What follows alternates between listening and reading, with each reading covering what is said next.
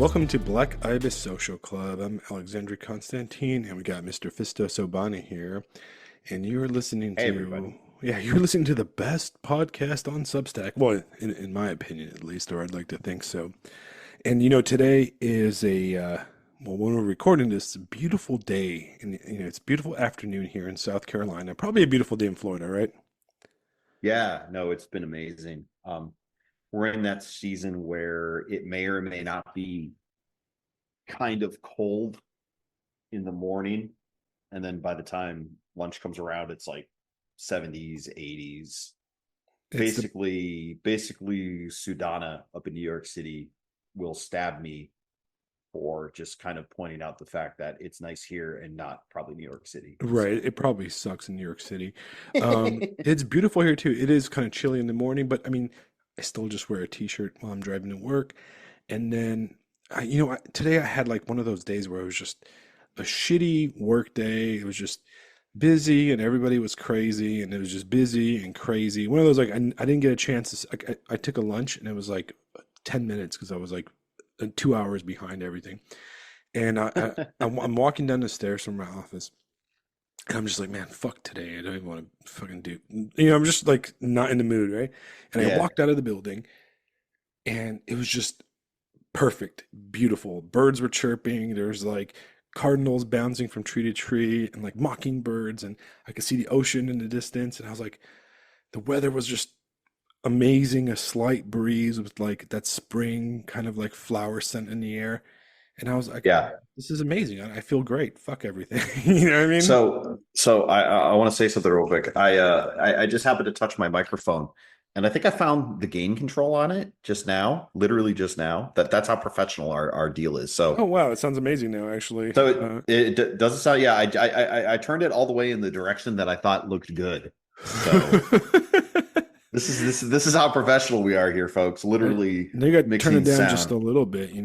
Yeah, I just happened to touch it. So it occurred to me that like I didn't want the entire podcast to be. And then Fisto got super loud and super angry like 10 minutes in for no reason. Listen, if you want a high tech podcast, listen to one of those tech bro podcasts with Yeah, like listen, you want a high-tech I, podcast? Go fuck yourself. we All are right. we are Just punk rock. We are playing punk rock, but on duct tape Squire instruments, yeah, man. and there's a dog barking in the distance, and the ice cream truck is about to start when the I springs. just put out my cigarette on my microphone out of Yeah, spite. just Fuck all of you. for you jerks at home, right? You might not notice that we don't have a guest today. You know why? Because I Because fuck decided. you. That's why. Because exactly no, the reason we did is because we've been so busy. Look, you saw the schedule. I feel like we're Oh booked my God. forever, right? We're just booked Yeah, man. forever. And I decided to reserve one day where it's just me and Fisto bullshit Yeah. about, the things we like to bullshit about. And I thought that'd be Just fun. just just one night where it's get the dick out and just And fucking I jack it. I picked when this podcast is released, it's going to be on the Ides of March. And I thought that would Oh be an yes. appropriate time. I'm going to release this podcast on the Ides of March. Outstanding. So beware the Ides of March, Caesar, Listen. Just because if it happens, I want to be able to be the guy that did this. But if Trump is shot when this and killed when this podcast releases on the Ides of March, I just want to be that guy. So I'm not saying it's going to happen. CIA, whatever, just calm your tits. Oh yeah, yeah. Calm your tits, guys. But like, you only get one chance in life to call that sort of event 3 days ahead of time. Right. All right, That's actually that's scary. just I'm gonna have. I'm gonna skip. and on the Ides of March. I want to go down in legend as the guy who did that. Or But if it test. doesn't happen, that's fantastic because I actually prefer strongly for our Fed Boy listeners. I strongly prefer a stable civil society for the Who would record. who would be So, who would be our the follow up, our Augustus? well, Vance, obviously. See, Yeah. that's why that came to mind because I think of all the things that are occurring and all of the things that Trump is doing, and I look at what eventually got Caesared, Right. and it was coming down on the tribunes. It was coming down on the tribunes who had like basically overstepped their bounds, and it made Caesar super angry. But everybody loved the tribunes because these guys are like, they're defending the people. And there Right. was just in the news today where Trump was going after Sassy Massey from Kentucky for whatever bullshit. I don't even fucking know. But, Massey is kind of that sort of one congressman that most people, at least in my mind, seem to agree is not absolutely full of shit and actually tries to like do what's best for the great state of Kentucky, the southern Right. border of my home state of Ohio. Ohio. And it's funny to say it like this, but I keep bringing up everywhere that Vance is basically the 21st century Augustus. I would like to make it clear that that is an observation. It is not a A fact or a wish or value judgment on it. Yeah, it's right. just I'm seeing what that guy is doing, like with all the meme shit and things like that. That's what the 21st century Augustus would look like to You me know, in my mind. It's so fun. It's been so funny to watch it. absolutely. Just And from you yeah. know what? Like, we're the same age. You're a Yeah. millennial. Yeah. We're both old men millennials, I guess, right? Yes. Elder millennials. And Vance is one of us. I think Yeah. he's a year younger than me, I believe, right? And I think I think he's 40. yeah, he's 40 or 41. I'm turning Here. 42 in April, If only we so had devices that could tell us exactly what yeah, facts man, were. I don't want to touch the internet. It's gross. I hate it. All right, I just did it. How Yeah, old he are was you? born in 84. Okay, so So he's he's 40 years old. He'll be what 41 in date? What's August. his August birthday? 2nd. August 2nd. August 2nd. So he is exactly he's about less than a year younger Yeah. than me. So he's the same age as me basically. Yeah, he's a dirty freshman. When I was a senior, he's a dirty freshman. Right, right. So he's So actually, he's the age of everybody I went to school with because so yeah, when I he started is. school, I was living in Romania. I was still in Bucharest and I started first grade in Bucharest. And in Romania they start school a year later, or I don't know, maybe I started school a year later or something like that. But when You were I held back. You were held no, I back. was Don't never lie. You were held held back. back. You know what? I could read novels in two languages before first grade, okay? So I don't Wow. know. I I was didn't know pretty what two smart. languages were. Right. I only knew English and American. It's Those are the my only thing I was good languages. at. I peaked in first grade though. All right. Ooh. That was Oof. it. That was my peak, right? Well, at But least you peaked. I never will peak. I'm forever on the downward slope right. somehow. So when I moved to the United States, when my family moved to the US, it was actually halfway through my first year of first grade, and it was around March of that year. And I went to the elementary school in my neighborhood, and by age standards, by American age standards, I should have been in second grade. But one, I never finished first grade there. And set two, I didn't speak any English. So they were like, well, why don't you just continue like these next 3 months in first grade? So I ended up turning like 7 when I got there. So I was I was born in 83, but everybody until I graduated high school was born in 84. So I was like the oldest person always in like, give or take one or two other people in my entire class in my, graduating class in high school. So Yeah, I turned 18 my junior year in high school so I could buy cigarettes all of senior year and just do whatever the fuck I wanted and just amazing. leave if I wanted, Fantastic. which was pretty cool, And then I turned 19 like right as I graduated high school. So it was kind of weird, but whatever, it worked out. Um, so that's kind of cool, right? I mean, I didn't have a Yeah, yeah. mustache or anything, right? Um, A but yeah, mustache and a mullet smoking in Los Angeles. Just well, like I got, yeah, I dating remember. college chicks. So when I had a weightlifting class, right? That was actually like my like PE class or whatever. It was just weightlifting. But for some Yeah, reason, all yeah. they did was run. They like never lifted weights. They just ran around the whole damn school all day, every day. It was like the shittiest class ever, right? I'm like, this sucks, right? So we would run around the school, and I'd get to the like after like the third fucking lap around the school, and a big ass like Southern California high school. By the third lap, I get to the corner, and there's a gas station, and my car was parked next to it. And I was like, man, fuck this shit. And I would just run to my car and get in my car and go home. I was like, this is stupid. Uh, I didn't do anything. I got F in weightlifting. That's how great I was in high school. Oh, Um, well, whatever. well, I was so lame back in high school that I would ditch school. I would get in my car and my mom would drive off to work. I go, oh, I'll see you. I'm going to school. And I would just drive to Barnes and Noble and read books all day and then come home and be like, yeah, I had a great time at school. I learned all this stuff. But I was just reading novels and Barnes and Noble. Technically speaking, you weren't lying. Yeah, I was actually learning more than I would have in school. So Yeah, I was let's just be gonna honest say here.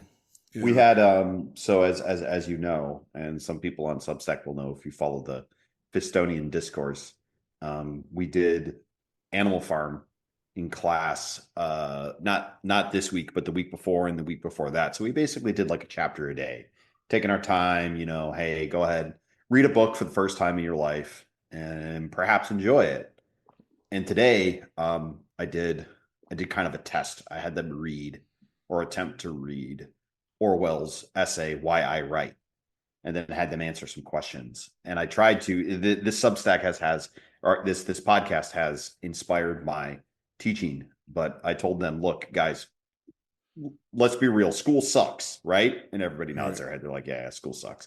School does an incredible job of taking things that are supposed to be perfectly normal and perfectly human and perfectly pleasurable and making them a bullshit chore.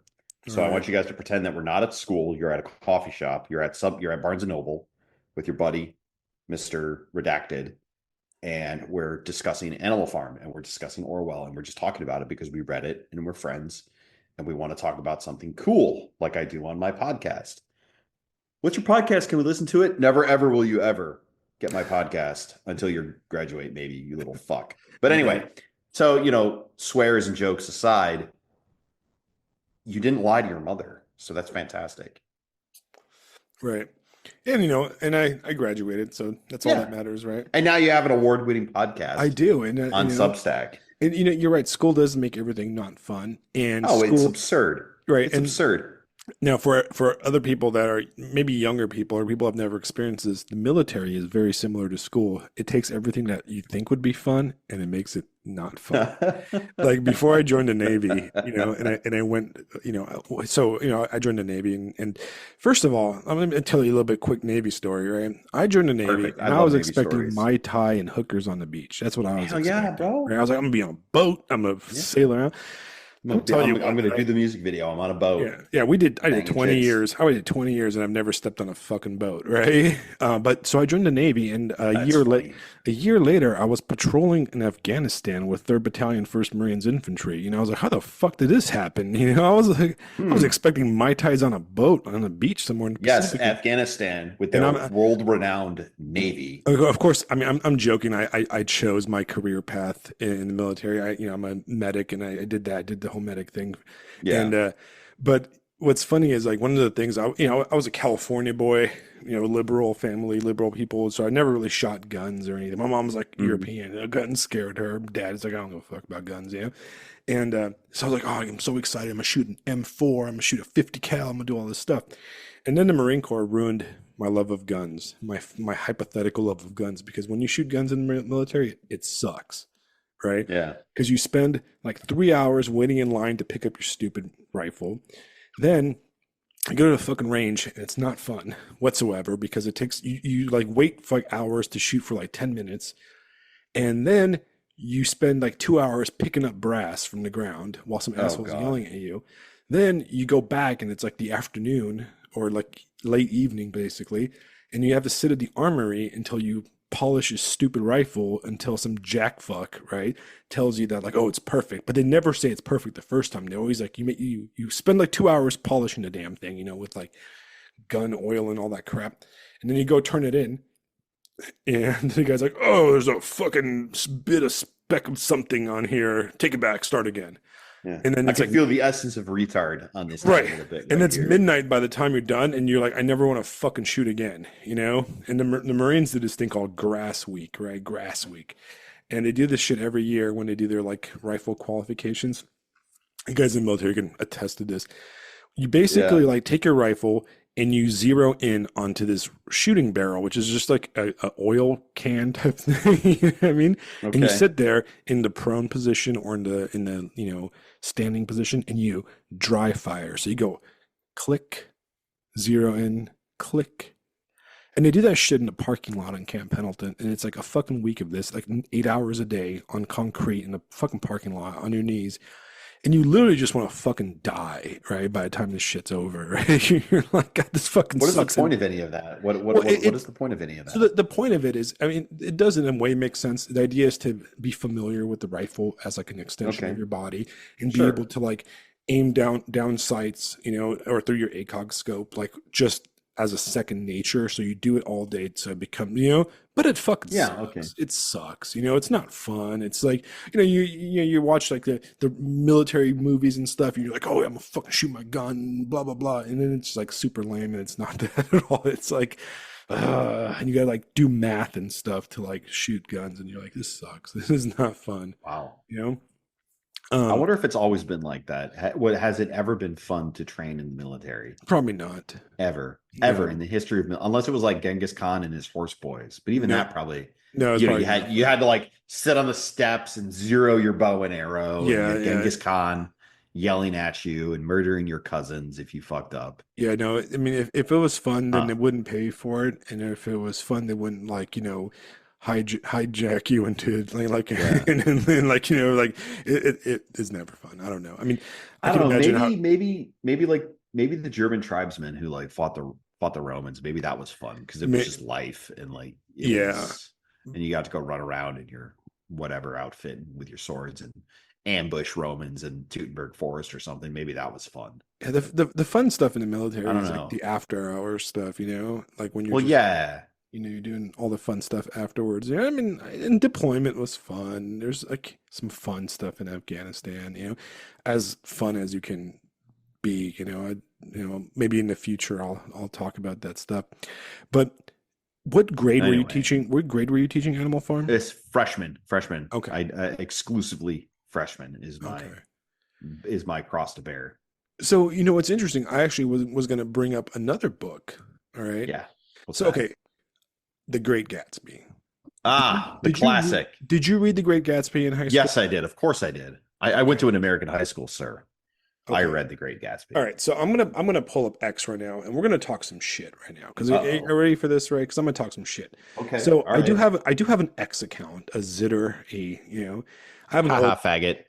You know what? Just kidding. Just I kidding. made one. I made one for this pod. I used to have one. I used to have a big one. You know who had a huge X account that had like 10,000 followers or something No like that? idea. No idea. Alexander Helene. He used to be X No Master, and kidding. then he said "fuck it," and just Just quit it. nuked it. Well, What a Chad. What a I Chad. I had a few thousand followers on my old one, right? And I shut it down, and I didn't realize that if you don't like re-up it after a while, they delete it, right? Yeah. Um, and I let me see. Okay, so there's The Great Gatsby. I believe I read it in sophomore year, where you start reading American fiction, right? Maybe that's how, Yeah. at least that's how California did it, right? I can't honestly remember. And I love It the was it book. was in high school for sure. All right. I love the book. I don't think it's a great book to teach in high school, particularly, and I think it's taught wrong. It's mostly taught wrong by women because women. It's a book for men. It's a book that's written for men, right? Yeah. And it's not, I don't know. It's really meant for older men, and I mean, like it's meant more for men in their 30s who've been around. Kind of, you kind of have to be Nick Carraway to like really appreciate it, if that makes sense, right? Like Yeah. you need that perspective. He comes from that background. Right. But there's a group of authors on Twitter and on like, just in the greater scene, right? And they're Yep. they're Utah Mormon sci-fi guys. And I guarantee that a lot of Uh-oh. listeners are familiar with these guys, right? And that's like Brad Torgerson, Larry Correia, and they write the Monster Hunter fiction. They're like the Baen dudes, like Baen Publishing and stuff. And they have a fucking hate on for The Great Gatsby. Well, they have a hate on for all literary fiction, right? Because they think all fiction should be fun, Even though their idea of fun is grown men in their 50s reading about werewolves, right? Which is fucking lame to me, Oof. but whatever So whatever by fun floats they your mean gay. right, whatever floats By your fun they boat, mean right? gay. Yeah. Well, Brad Torgerson, right? Once a year these guys post this shit, right? But this guy goes, he writes, and he wrote Brad Torgerson. He's a like National Guard officer dude or something like that. That's Okay. like some kind of Mormon dude, and he wrote this book called The Chaplain's War, which is like a sci-fi. It fucking sucks. I don't care. I read it. I was like, ugh, I think I gave it a 2 stars like 10 years ago when I first read it Woof. because Woof. like, and this was like in my like, I'm okay. I read all fiction, but this Yeah. dude, he wrote. This is what he wrote on Twitter, right? Like 2 days ago. Yeah, 2 days ago. He goes, Arguably one of the worst books to be selected by American high schools to enshrine as a must-read in various English classes. It did not age well past its era, nor its East Coast audience. The problem and people are all tedious, the equivalent of modern Martha's Vineyard. Yeah, you're a fucking retard, Brad Torgerson, right? First of all, The Great Gatsby is the greatest American novel of the 20th century, right? Period, right? Two, Yeah. you are a fucking retard, right? Did it not have enough werewolves in it for you? You know, like was that it? Right? But the retardation, right, doesn't come from the fact that like it's just not only is he wrong, right, and it's And not only pathetic. is he incorrect, He's but he is deserving of scorn right. He's and a capital he's this he's punishment. part of this like anti-intellectual crowd which thinks that like all fiction should be fun fiction, right? Which is nonsense, right? Like that's not how fiction should be. But he's wrong. First of all, he's wrong that it's not a must read, right? Yeah. And he's wrong that it didn't age well. Matter of fact, The Great Gatsby is even more important to today, right? Yeah. It is even more important to the discourse that we are having on the right wing sphere, right? It just sounds like he didn't like his English teacher. That's what he's really yelling about. Right. And that's fair. That's fair. You don't have to like the book. But if you think that it's not pertinent to our culture and our discussion today and the problems we're facing, you are fucking wrong. In the age of Andrew Tate's and YouTube influencers, you don't think that the idea that the self-made American man is a fraud is not a pertinent commentary, that basically the book itself could be written by a right-wing influencer, basically, if you really want to be honest. It is literally, it is a moral tale telling you, do not be a cuck, do not be a simp, right? It's saying that money doesn't matter. No amount of money will buy you status in the eyes of the established people, and that you will throw your life away being a cuck and you will die, and the people that you simp for are going to reject you and forget you and not even show up to your funeral. Yeah, it's not even like you existed. Right. It is, it's so pertinent to everything because, you know, it's so F. Scott Fitzgerald was basically Gatsby. He was a cuck. You know what I mean? He was obsessed with Zelda, who was a rich socialite from the South, and he threw his life away for this crazy bitch, you know?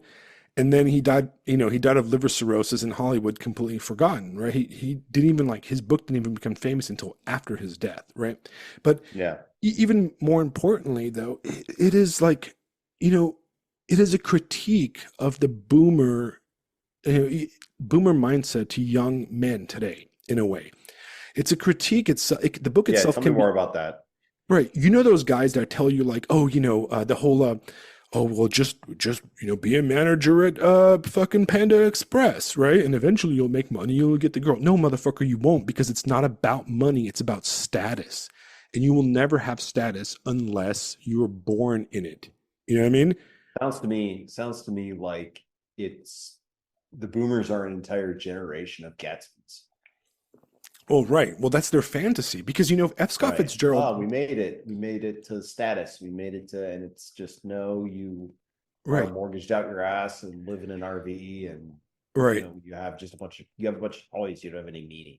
Right. But you know what's interesting is F. Scott Fitzgerald, the original title of the book was The Death of the American Dream. That was the name of the novel, right? And he changed it to The Great Gatsby. I think his publisher did or whatever, right? Probably a smooth move because probably a smooth move. I don't really like that title. That title's too on the nose. Well, and a lot of people teach it wrong because they teach it from the perspective of like, oh, look, it's this guy and he's like rich and cool and he blah blah blah. Even the movie, even the last movie, like with the Leonardo DiCaprio, you know, they didn't make him pathetic enough. You know, the Gatsby, Jay Gatsby, is pathetic. He's a pathetic character, right? He's a nice guy, but he's a pathetic simp beta cuck. And that is the point. You know, Nick Carraway, right? He realizes that. He realizes that this guy's a good-hearted dude that is simping for his shitty ass cousin, you know? And he knows that it's all an illusion. It's not a love story. It's not a two-way love story. It's a one-way simp story. And that lesson is important because it tells you, it tells the kid to his face, right? Like if you're a young man, and the problem it's not a good high school novel is because young men don't need to hear this, right? Well, they don't want to hear this, right? But what it's telling them is like, no matter how much you work, no matter how much you accomplish, that rich girl, she's gonna love the alpha Chad rich guy because he has status. He has something no amount of money or anything you will ever buy, and you will come down. And we see this over and over, even in our society, with these guys like, P. Diddy and all this stuff, right? All these guys always go down, no matter how much money they have, how much parties they throw, how many how many songs they produce and put out. They're gonna go down, but the people that are like the true blue bloods never go down with them. You know what I mean? They never go Yeah. down with them. And that's What would just, be an example of like a proper blue blood in American society or American culture? I I mean, mean, you don't even know. those people all, yeah, I mean, those people all seem like they're under the radar because they're Yeah. blue bloods. Like they don't have anything to prove. Yeah, you They don't don't even, they don't need the praises of the plebs. right. They're there. You never heard of them. You know what I mean? You never heard of them. You might get some like new age blue. Well, I mean, I would say like the fake American aristocracy would be like the Kennedys, right? But once again, the Yeah. Kennedys are Gatsby's because he went down with a bullet through his fucking head in Texas, Yeah. right? You know what I mean? And he was a, the son of a upstart, rum runner or whatever, right? Like a Prohibition era, like bootlegger, which he was what Gatsby was. Gatsby was a bootlegger Yeah. during Prohibition, and that's how he made his money. And and I mean, in a way, Kennedy was Gatsby, right? Like he was the upstart fake blue blood, but now that they have their little like kingdom of Camelot and that kind of stuff, but ultimately it ended in Texas, in the Right. in a backseat of a limousine, right? In a Right. spectacular, tragic way. So yeah, you don't know who they are, man. That I think that's the key, right? Is the Mhm. Daisies and the Tom Buchanans or whatever. They're Yeah. beyond us. We don't even see them. We don't need to know. We don't need to know who they are. Right. But even the fact that this story is exceptionally pertinent to our discussions and our conversation about men and masculinity and what we should be doing and everything, the novel itself is a masterpiece. I mean, first of all, it's really more of a novella. It's a short novel. You can read the damn thing in one day. I think I reread it recently, and it took me like an afternoon of just sitting, drinking some coffee, and Yeah. reading it. But it has the first chapter itself, and if you're into like literature or just the art of language, you just read the first introductory chapter, and that's some of the best. That chapter is hands down some of the best English writing of the 20th century, right? And if you don't agree with me, you're wrong, right? But I'm going to read you some. You're just wrong. You're just I'm, incorrect. I'm going to read you some quick quotes because I highlighted some parts the other day when I was reading it, right? Yeah. Okay, this is what's his name? This is Nick Cartway. Just for the people that have never read The Great Gatsby, it's an interesting frame story because it is written. The novel is narrated by Nick, not by Gatsby. He's not the main character. It's Right. basically Nick is the third man observer that kind of he's the everyman that's showing an introduction to these characters. He's kind of there. He's kind of the third wheel most of the time. And here Nick is describing his cousin, Daisy. Daisy is Tom Buchanan's wife and also the object of Gatsby's, infatuation. But she's also Nick's like distant cousin, and that's why he's kind of there. So he's describing his cousin right now. I looked back at my cousin, who began to ask me questions in her low, thrilling voice. It was the kind of voice that the ear follows up and down, as if each speech is an arrangement of notes that will never be played again. Her face was sad and lovely, with bright things in it, bright eyes and a bright, passionate mouth, but there was an excitement in her voice that men who had cared for her found difficult to forget, a singing compulsion, a whispered listen, a promise that she had done gay, exciting things just a while since, and then there were gay, exciting things hovering in the next hour. look at this bitch, right? You know what I mean? Like that right there is money writing, right? Yeah.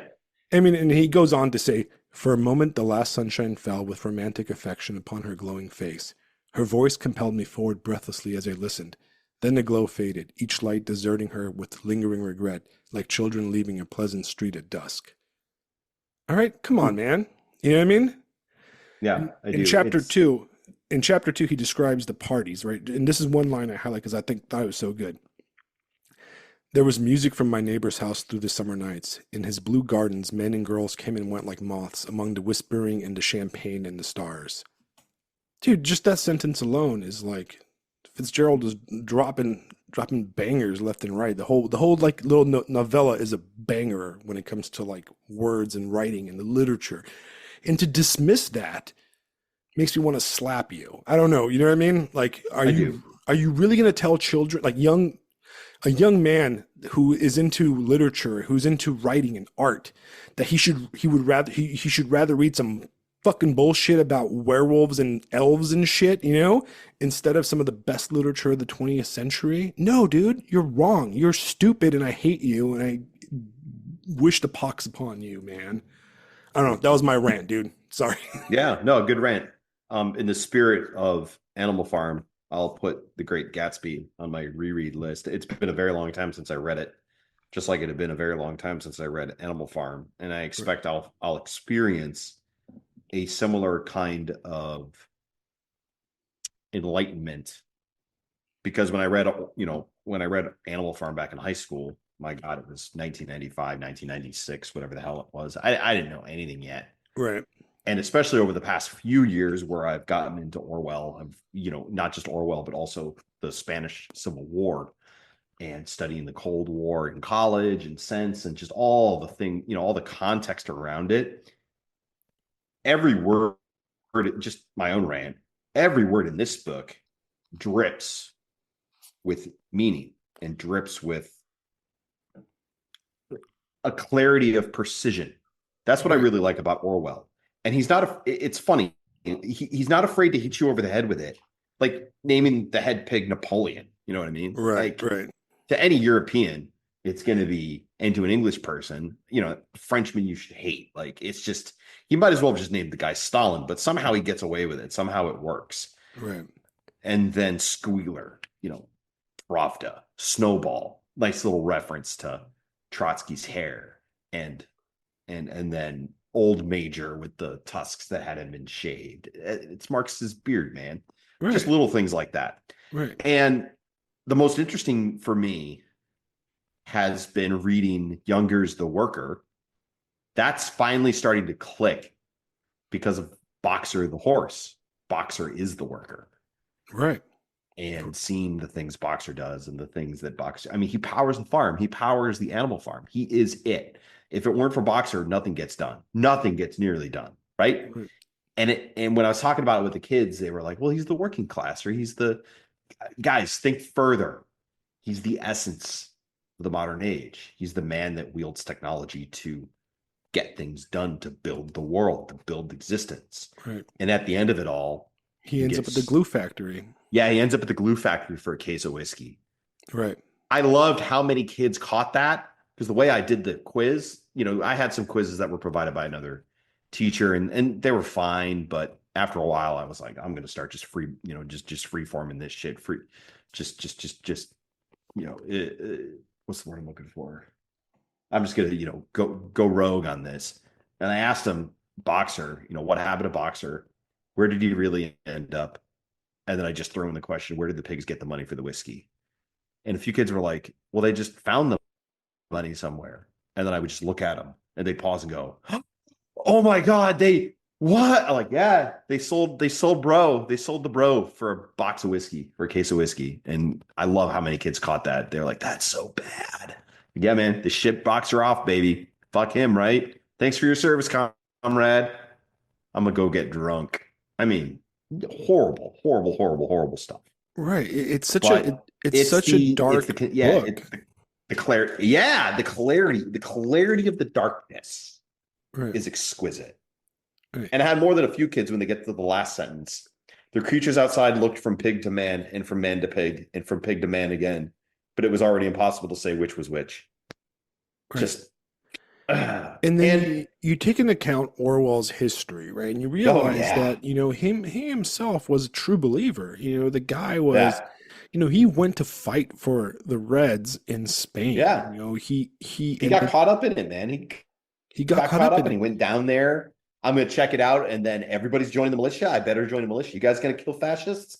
Yeah, sounds good. And just by chance, he teams up with the POUM, the POUM, the Marxists, Right. who were big fans of Trotsky. And that's how he gets caught up in the crackdown when the communists finally, deal with the situation in Barcelona. I mean, it's hilarious how this Right. guy just happens to end up in there. Right. And it gets even more interesting when he becomes disillusioned. He becomes Oh, disillusioned yeah. with his Disillusioned Orwell is best and Orwell. It's so he goes great. back to England, and all his little Marxist buddies and shit turn their backs on him because they're like, Yeah.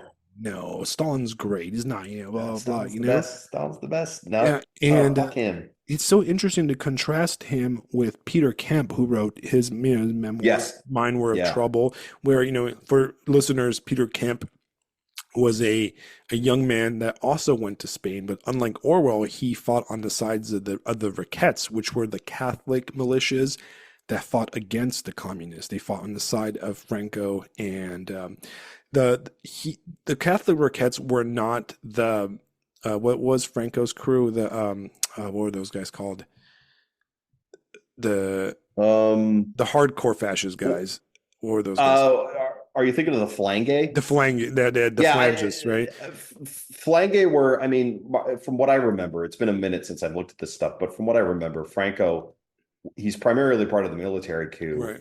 and he brought the Flange and the Carlists together Right. into a single form. Yeah, So that those was guys, his, those guys were the getting all hardline that together. fascists, and Yeah, yeah, yeah, yeah. Primo de Rivera, right? Wasn't that yeah, their guy? Wasn't that their man? yeah, he's the guy that got Anyway, killed, and that kind of set yeah, off yeah, the whole yeah. And thing. then, yeah, yep. But the Catholics were mostly they were into the whole. They were mostly about restoring the monarchy and also like Yeah, keeping there the was a lot of communists that. out. So they were aligned with the fascists for those reasons.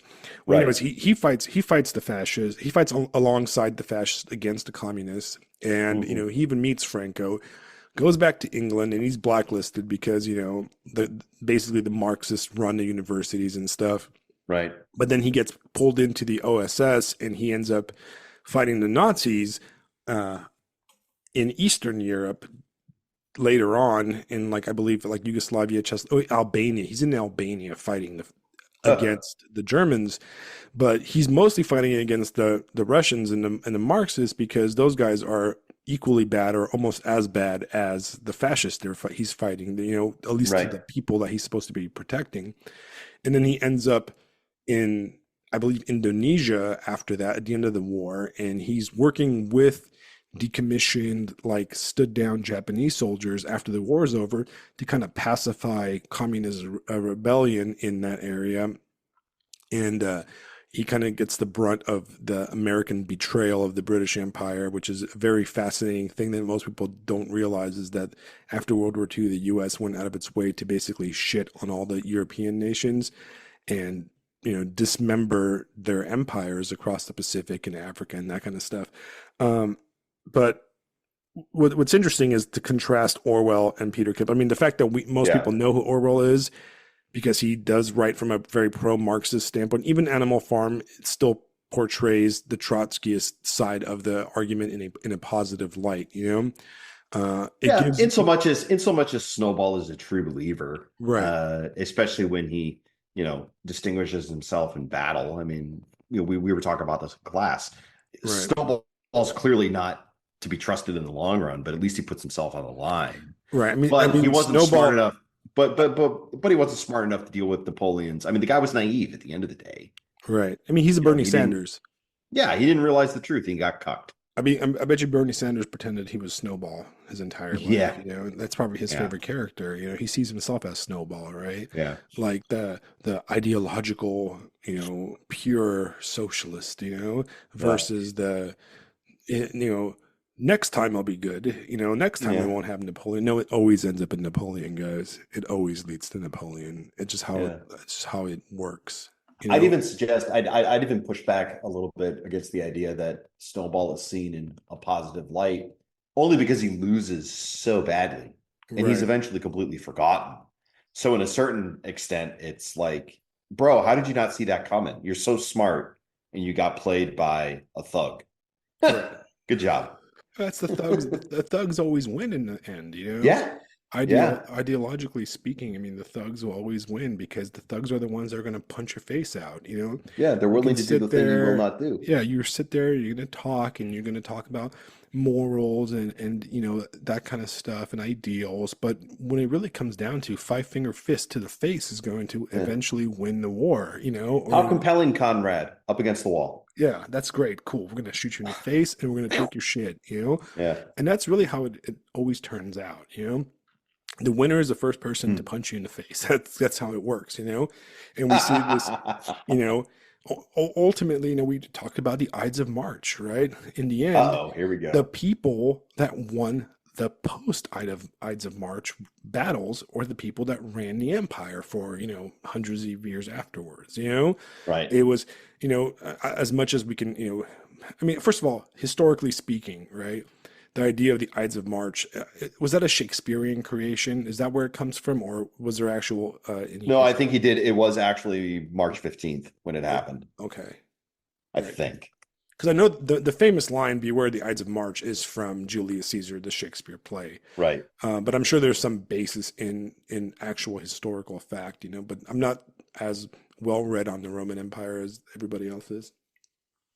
Yeah, I'm pretty sure I'm looking up something real quick. I think it because he came out with the Julian calendar, which then, he put all that out. So the date thing, and then I can't quite recall how they know it was March. Well, anyway, yeah. Pretty Well, sure it was. But well, in any case, but what's interesting is we live in a ideological world maybe I guess we're approaching a post-ideological world if you want to be honest, but you know, we talk hmm, about stuff like, you know, freedom, equality, democracy, you know, and all this hubbubaloo and blah blah yeah. blah and whatever. When it really comes down to is you're only as democratic and sovereign as your guns allow you to be. And that's the reality of it, right? You look Hmm, at like imagine taking the last few weeks of political discourse and, you know, bringing it up to almost any military or political leader in the history of the world prior to the 20th century, you know, the whole Ukraine thing, right? And presenting it to like, I don't know, some Roman senators or some Greeks or, you know, I don't know, anybody, right? Some Chinese emperor. And they would just laugh. They would be like, why does anybody give a fuck about a small country next to a superpower? You know what yeah. I mean? Yeah. The idea of like, oh, we got to protect blah blah blah sovereignty is funny as fuck because if you cannot protect your own sovereignty, you're not a country. You're not sovereign. You're not sovereign, right? Yeah. They would laugh you out of like the kingly chambers by even like, you know what I mean? Like Yeah. the fact that we pretend that those countries have some sort of a say in their own, you know, they're not. They're at the mercy of the greater empires, you know, and Yeah. it's silly. It's a silly conversation. It's a LARP in a way. It's a political LARP because the reality of it is the Russians could take it the second any time they want. You know, Yeah. like Yeah. that's one thing that these people don't realize is that, you know, we fought a 20-year war in Afghanistan, right? Hmm. But it was fake, right? It was fake because it wasn't a war in a you know, when we think of a war, we think of World War II, World War One, which we're talking about total wars where like the land is devastated and everybody is, you know, drafted and conscripted and sent to fight Yeah. against We have no machine, idea what that's like. right? Yeah. No. The 20-year Afghanistan war, you know, you went there, you were there for 6 months and you went home and you went to the bar, you know. Sometimes Yeah. you were like in Afghanistan in the morning and then you know, within a 24-hour like time jump, you were drinking, dirty martinis at the Red Room in San Clemente, California, right? And Yeah. You're not taking an aircraft carrier back in operation, whatever that was called. right, right. Magic carpet. Right. And like most of all, the percentage of the military that was involved, the percentage of the United States that was involved in these wars was like what, like 5%, 3% of the population, really, right? Hmm. And we're talking about a small percentage of the US population is in the military, and a very, one thing that people don't realize is a very small percentage of the total US military is actually involved in combat operations. The rest is like logistics and Right. training and guys running bases in Japan and blah blah blah and all this stuff. The majority, very very like 1% of the military is actually like Hmm. combat people, you know? Yeah. And it's your day-to-day American was not affected in any way, shape, or form by the 20-year war in Afghanistan.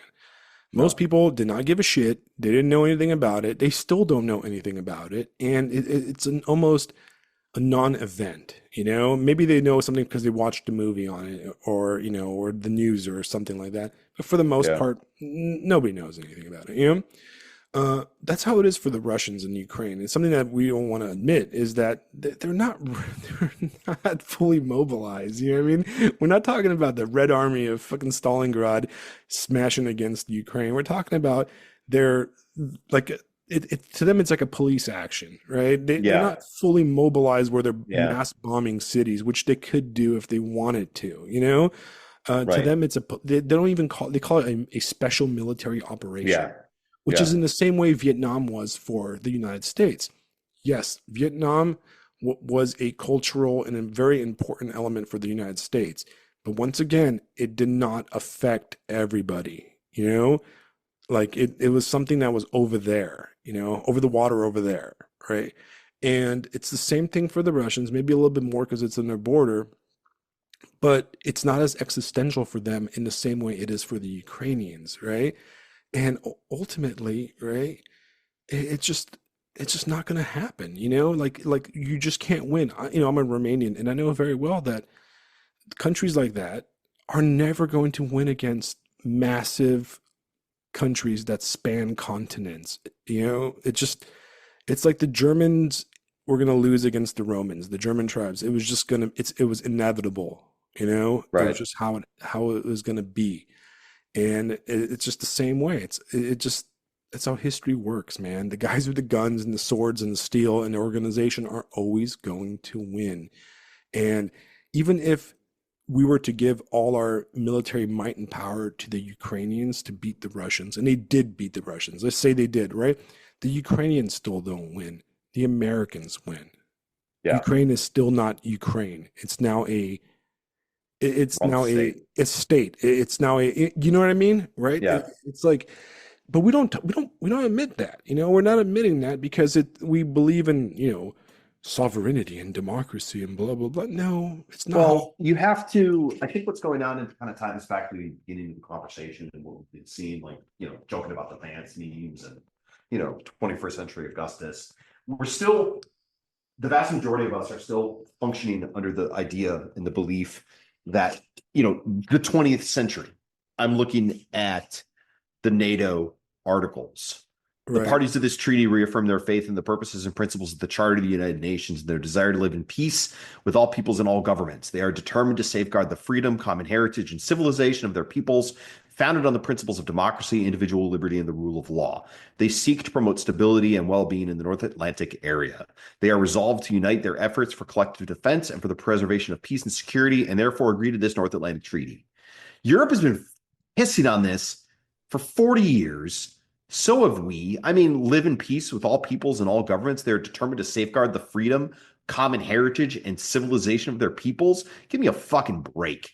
right. They haven't been doing that for 30 years. I also didn't realize that Ukraine is anywhere near the North Atlantic. Right. Yeah. Yeah. North Atlantic Treaty Organization. So Right. why have you guys been going east?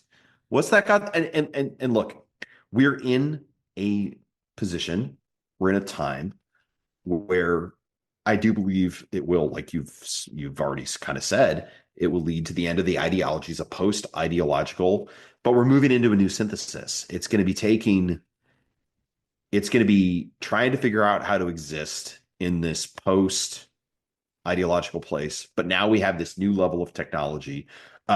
earlier today, just to try to get some more background on things, I started reading Peter Thiel's The Straussian Moment, I think is what it's called. He wrote it right after 9/11 and discussing, how does the West square itself with the conflict against Islam, who have this pre-enlightenment view that the things we do in this life matter, while we have the post-enlightenment matters is that it doesn't matter what happens after because nothing happens after. And it's just two, dramatically different frameworks. And we're moving out of that. We're moving out of that and enlightenment era thing into something different. And like NS Lyons, recently wrote, the old gods have returned. There was some stuff I was seeing. There was a couple things written talking about how, well, Trump isn't going to work and this is going to work and the old gods aren't going to work and this and that and the other thing. It's like, no, you don't understand. Trump's not bringing the gods back. He's proof that they're back. Right. And the guy that comes after him, that's the one you really need to watch out for. Right. That's the one that you need to be careful of. And if that guy is smart, whoever it is, whether it's Vance or somebody else, it doesn't matter. They're going to have to rule in the name of the old order. That's why Augustus was so successful, because he's, he's serving at the pleasure of the Republic. He's serving in the interest of the Republic. But slowly but surely, he was taking on more and more and more and more authority. Just look at the presidency. Congress is a fucking joke. The Democrats don't exist, as far as I can tell anymore. You have the court system, which is providing some kind of resistance, some kind of meaningful resistance. But, in all things, that can get addressed. That's just a matter of figuring it out over time. Right. And what's it going to look like? I don't know. It's probably going to be more authoritarian. It's certainly not going to be totalitarian. Right. Jay Sawyer wrote a really excellent piece called, what was it called? Lifting the Veil. And he talked about how we're moving away from a totalitarian where they care about what you think and they care about what you feel and they care about everything, to just, they only care about what you do. Proper authoritarian. And I mean, in a lot of ways, I think when we look at the corruption of liberal democracy and we look at the corruption of Europe and the corruption of the United States and just how it's like our principles, we haven't lived up to our principles probably ever. That was always fucking bullshit. Right. It's seen things clearly for the first time. And I know for myself, I'm shocked to find myself thinking, man, I would much rather prefer an authoritarian mindset to a totalitarian mindset. I don't really like either.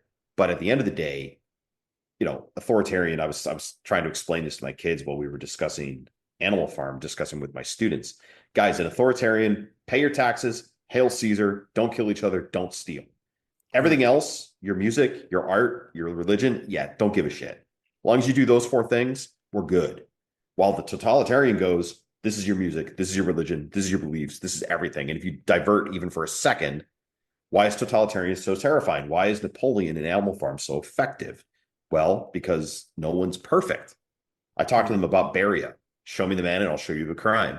It's because totalitarian, everybody's a criminal, because you can never reach the ideal, because the ideal is so far out. That's by design, right? To keep you in control. And and the progressive mindset and the progressive way is a faux democratic totalitarianism, where they don't, you're allowed to be a degenerate at home, and even in public, but you have to be a degenerate.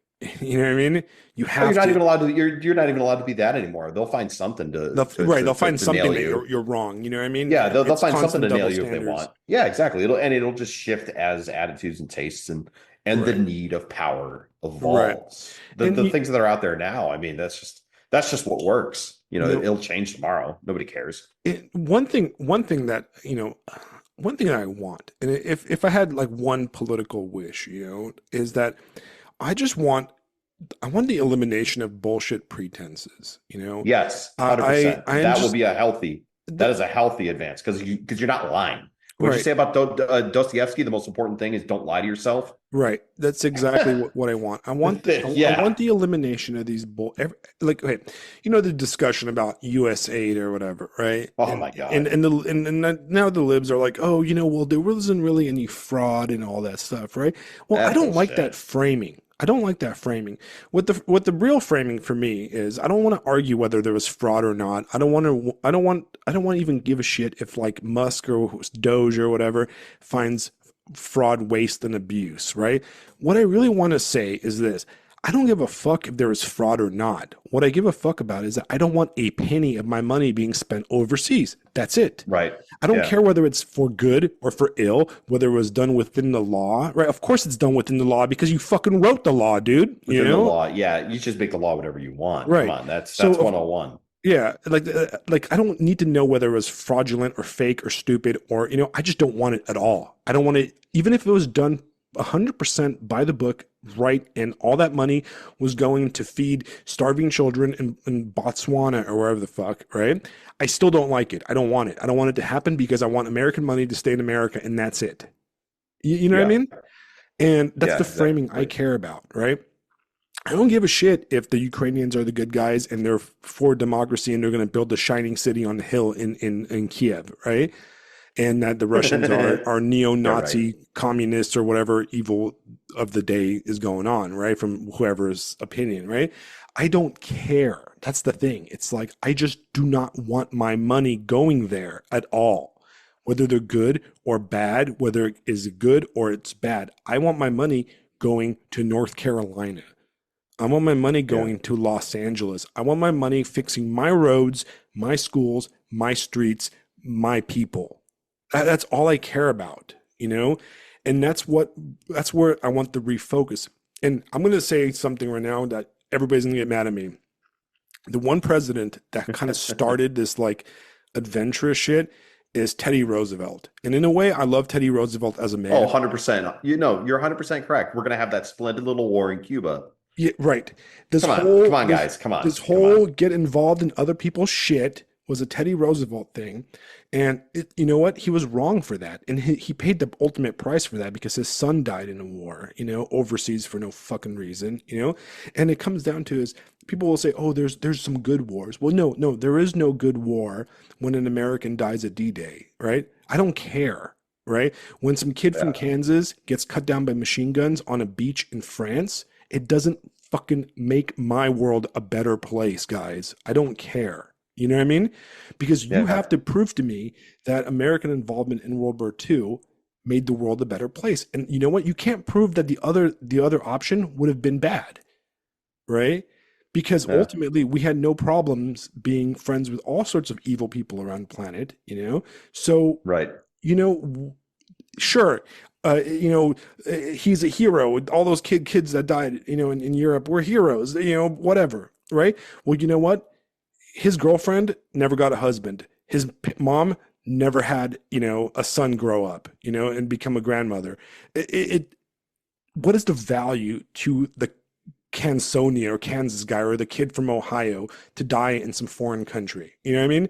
And that's where my thing is, right? I just don't see it anymore. All right. I don't buy it. I don't buy the Saving Private Ryan nonsense. And ultimately in Saving Private Ryan, they went to save that kid, right? And it was Yeah. fucking Matt Damon, you Yeah. know? And and so like but why? Oh, because we're doing good in the world. Well, I don't know. I don't know. you I don't know. can't you can't do good in the world if you aren't doing good at home. Right. You know, you Right. can't claim to fight for it's all fake. It's all some guy on the other side of the planet, and you don't even know your neighbor's name. Right. And you know what? That's not no, it's completely inverted, and it's inverted like that because it serves the blue bloods. Right. It's Gatsby on a societal level. Right. If I go die in a faraway land, I'll move up and I'll be respected by the blue bloods. No, you're going to find yourself face down in a pool and nobody's going to care. Yeah, you're And you're gonna going to be come completely, home. ha ha, joke's on you. You're gonna come home and you're Like gonna it's get always been. a shitty VA fucking doctor that's Yeah. gonna fucking chop your leg off. Yeah. You're going to wish you ended up face down in a pool somewhere Right. after they're done with Ultimately, you. yeah, you can make the argument that the United States became a superpower because of World War II and because it came, it was the last man Well, standing on the top of the heap, right? yeah. Which is fair. Yeah, that is true, right? But that Yeah. doesn't change the fact that the mom buried her son. You know what I mean? Yeah, It it's coming back to the idea where it's the same old problems coming up over and over and over again. And it is what it is, the cycle of history. But we're looking at what is the best way to run society? What is the best way to run the government? What is the best way to structure things? And this old order is no longer cutting it. And anybody with half a brain sees it. And in my mind, if you don't see it, if you're hanging on to the ideologies of the 20th century, you're hanging on to liberalism, you're hanging on to democracy, you're hanging on to things like the United Nations and NATO, you will soon just be the enemy right, because the world that you want, I mentioned this in a note the other day, the world that you want, it's like the film negative, it's like the film negative of faith. It's like the film negative of Christ. And you even have your own escation, which is nuclear Armageddon. So that by itself is reason enough to dismantle all this stuff. And hopefully we won't need to do it. Hopefully we won't need a Franco to do it. But at the end of the day, if it prevents, liberalism from killing all of us, because, if they can't have it, no one can. Well, I mean, so be it. You know, I'll get a piece, strap up, and off we go. I'll do what must be done. right, But that's just how that's how severe all of this is getting. That's how existential this is kind of getting. right, But this is what happens in periods like we are beginning to live through, or that we have been living through. right. With Animal Farm, I want to tie it back to Animal Farm right real quick. I would hate to not tell you the answer to a question you asked. You asked me who I thought the anarch was. It's old Benjamin the donkey. Okay, Life will continue as it always has, badly. And out of everyone in the book, Benjamin just wants to be left alone. He okay. wants to manage his business. How That's all he do, wants. He doesn't care. how does he end up? Remind me. It's been He ends up a little older at the end. He's got a little grayer hair, and he's constantly telling people like, you've never seen a dead donkey. You've never seen a dead donkey. And like the funny thing about Benjamin, like during the Battle of the Windmill, for example, when they start digging under the windmill and they're clearly going to pack explosives under the windmill and blow it up, Benjamin's like, guys, watch this. Look, I know what they're doing. Like, bro's been around. Bro had seen some stuff. And right, all he wanted to do was hang out with Boxer and talk. He just wanted to be friends, and he wanted to be left alone. At the end of the day, he only cares about his own business. To put it another way, perhaps the best way is, if the anarch simply wishes to rule himself and the monarch wishes to rule all, Benjamin is clearly the anarch because he only cares about himself. right. The No, cat, I the agree. cat is being sneaky. The cat's kind of a criminal. The cat's really sort of the thief element. Right, Moses, the crow, it's the church. It's the church because he's always talking about, Sunshine Mountain or whatever, Sugar Candy Mountain or whatever the hell it was. right, But right, Benjamin's just same old shit, different day, whatever. He's right. he's seen he lives outside the cycle. He's seen this cycle. Yeah, He's a historian. yeah, it's basically it's the same shit, and we're gonna go through it Same shit, again. different day. We're gonna Yeah. go through it again, and then 100 years will pass, and the same shit's gonna happen with different names and different Yep. people, but it's gonna be the same thing Yep. because it's always stupid and fake and gay. And yeah, exactly. And even more proof for it too. One of the best parts, one of my favorite parts about Benjamin is that the only thing he cares about is Boxer. And when Boxer gets carted off on the horse, Benjamin is losing his mind over it. Guys, come on, come on.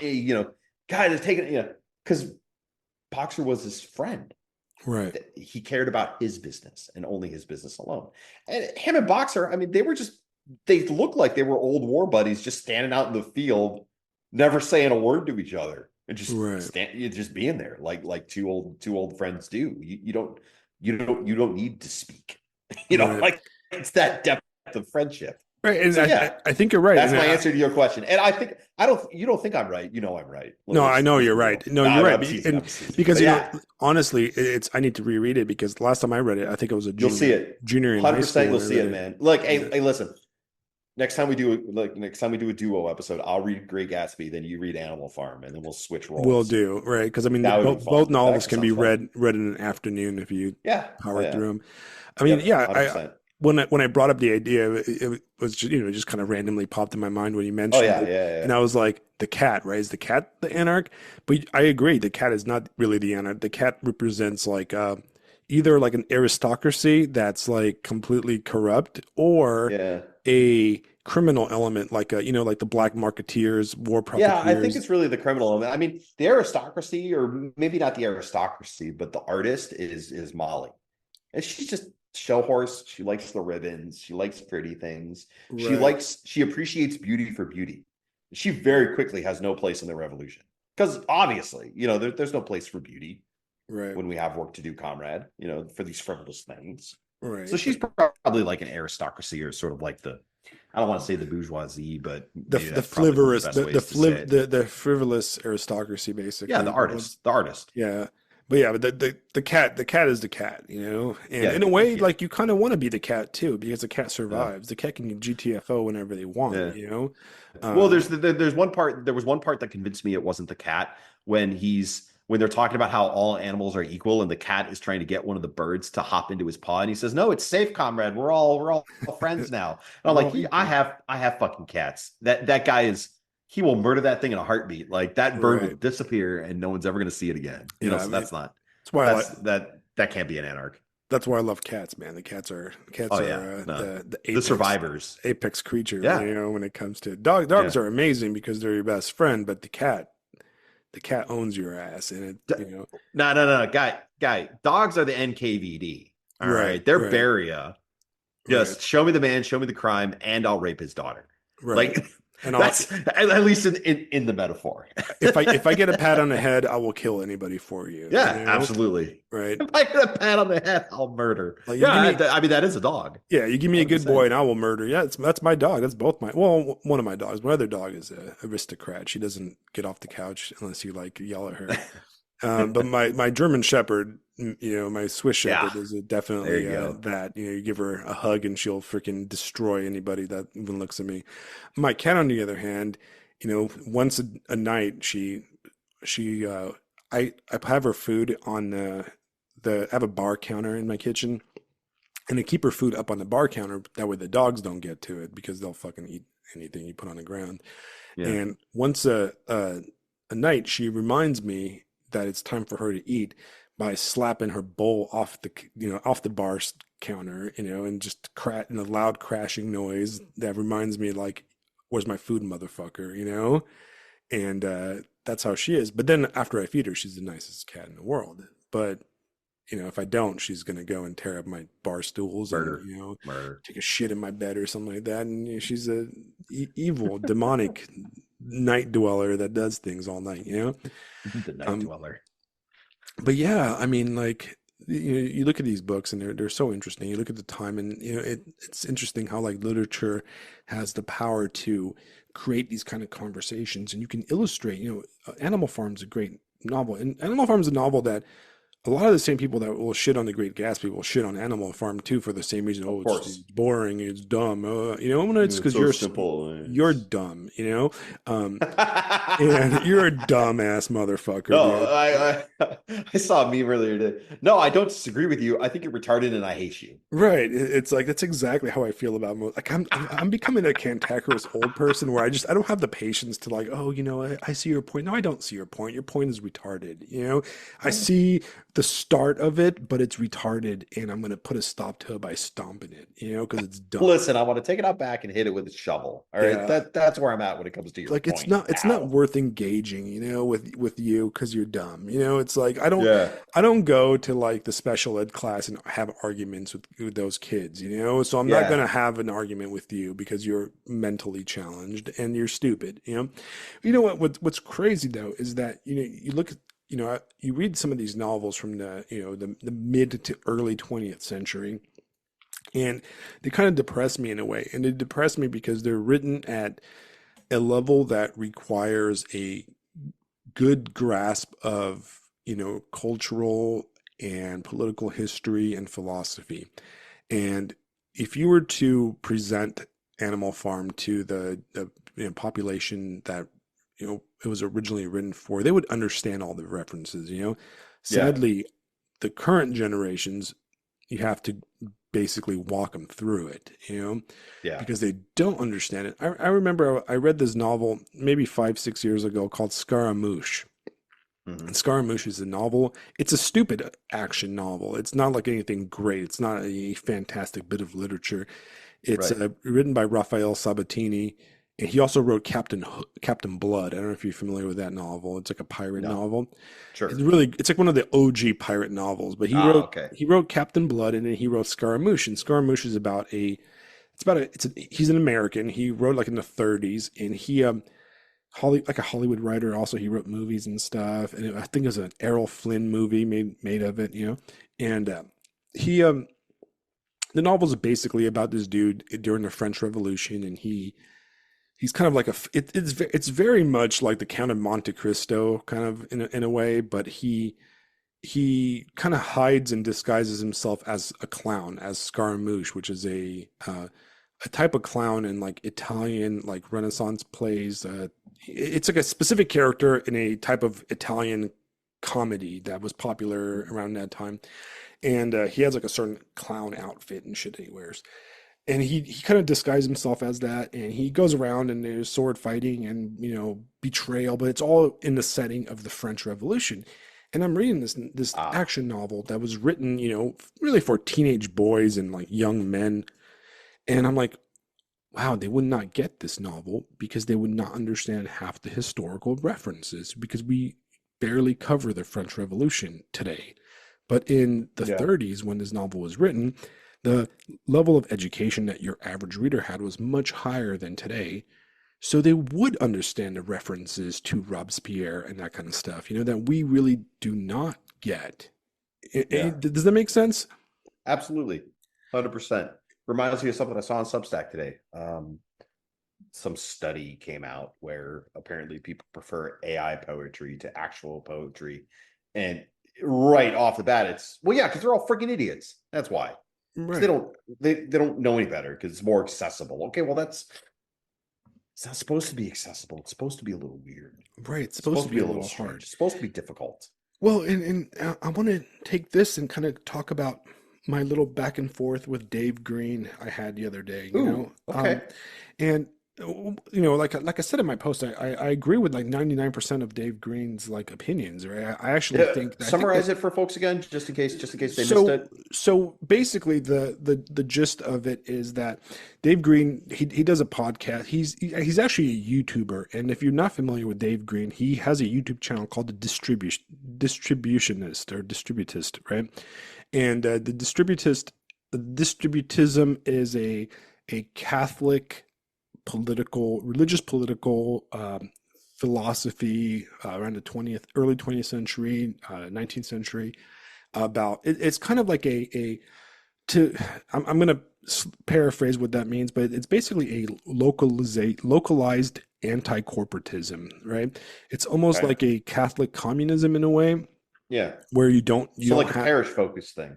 right. The idea, the basic idea, it's very return to the land type of thing, and Yeah. the idea behind it is that um, you don't have corporations or state-run entities, but you have guilds, and everything is Oh, yeah. localized, right? And I Like a like trade union. right. Exactly. It's like trade unionism, but on a local level only, right? Like your Yeah. company should not be in a way that, for example, in a way American banks were until like the late 20th century, where like Yeah. banks were state banks only and they were local banks. They weren't Chase International, they Right. were Yeah. local only kind of trade union or like credit unions, that kind of stuff, right? Yeah. Yeah. Yeah. Well, that's kind of Fraternal the organizations and community organizations. And right. sounds like a really just kind of like a decentralized, almost anarchism. Right, and the main focus is that it takes away you're in that kind of system. Your political focus is not on the president and the federal government. Your focus is on the local government, Right. and that, Yes. it's kind of a federalist, like a low level. I mean, I'm probably butchering it. I'm not super Yeah. familiar, but and there's a Catholic element to it. Sure. And anyways, he does this YouTube channel, and it's one of the best political YouTube channels out there, right? I mean, I've been listening to and watching his videos for maybe 6, 7 years now. Yeah. And he does break down a lot of like the dissident right type stuff. Yeah. He does great videos on like Curtis Yarvin and those guys, and he does, and now he does every 2 weeks he does like a long like 5, 6 hour kind of podcast slash video, and he does like a lecture. Anyways, on his last one, not his last one, but the previous one, he kind of went on about like he kind of stepped into our turf, which is like a more cultural and less political element. And he talked about how, and this is something that everybody's been talking about, is like the slopification of like Yeah. media, Yep. like Yep. everything's sloppy, everything is that. And, he talks about how, things become slopified and everything. And my thing, and where I disagreed with him, is that I don't think that slopification, I think slopification is a side effect of everything being very infantile, right? And I think that our cultural problem, right, is that we are infantilized, right? Or there is no growth in our cultural and intellectual, milieu, right? And what I mean by that is we've often, I think nobody will disagree that compared to previous generations, we haven't grown. There's a lack of delineation between a teenager and an adult, right? Yeah. We've replaced the importance of stuff like graduations, proms, college, and we've extended high schoolism, well into the 20s nowadays, right?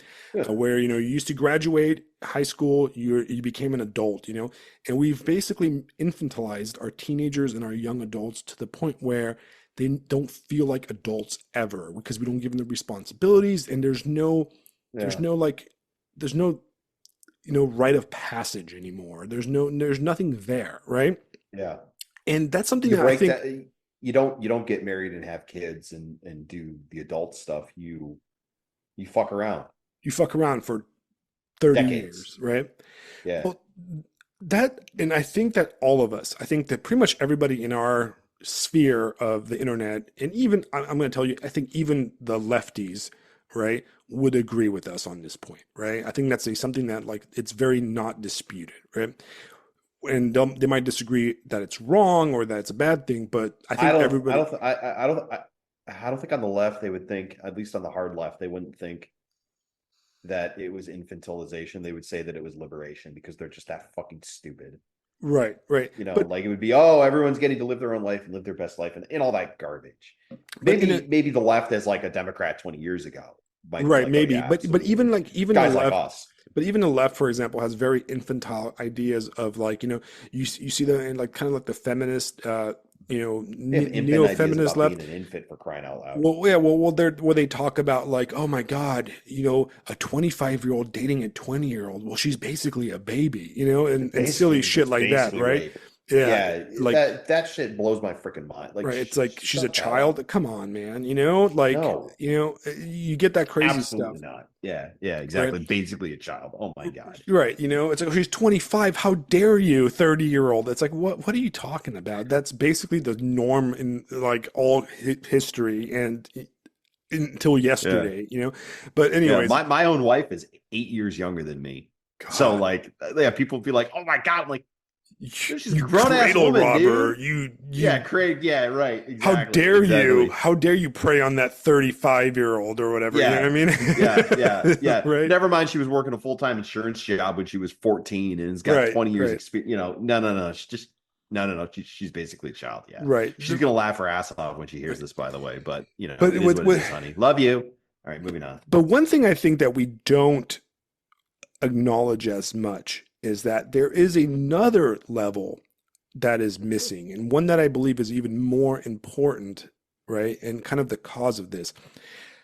In the same way, there is a passage from, adolescence, from teenagehood, which is, an artificial construction itself. But, you have you no longer live with your parents, you get your car, you drive and stuff, you go through that phase and then you move out. That's your first passage. You go to the military or you move out or go to college and live in a dorm or whatever.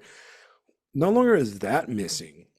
What's really missing is that there is a lack of transition from middle age into old age, right? That is one that the boomers and the early Gen Xers are resisting, right?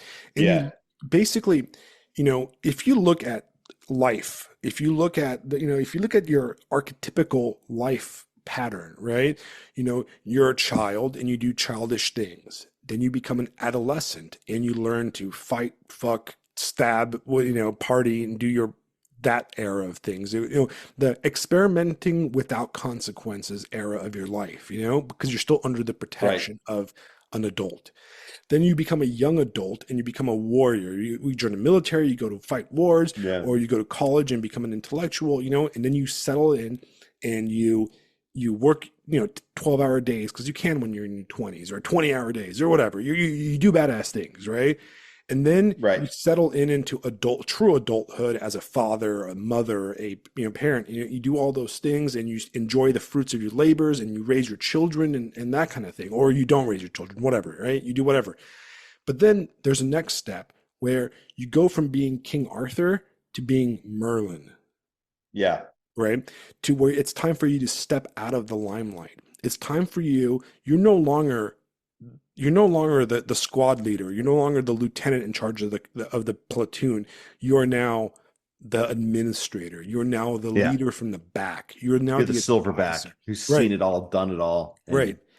Yeah. And you step down, you become the statesman or the the Merlin, the wizard, right? That archetype. That there's a reason that archetype exists, right?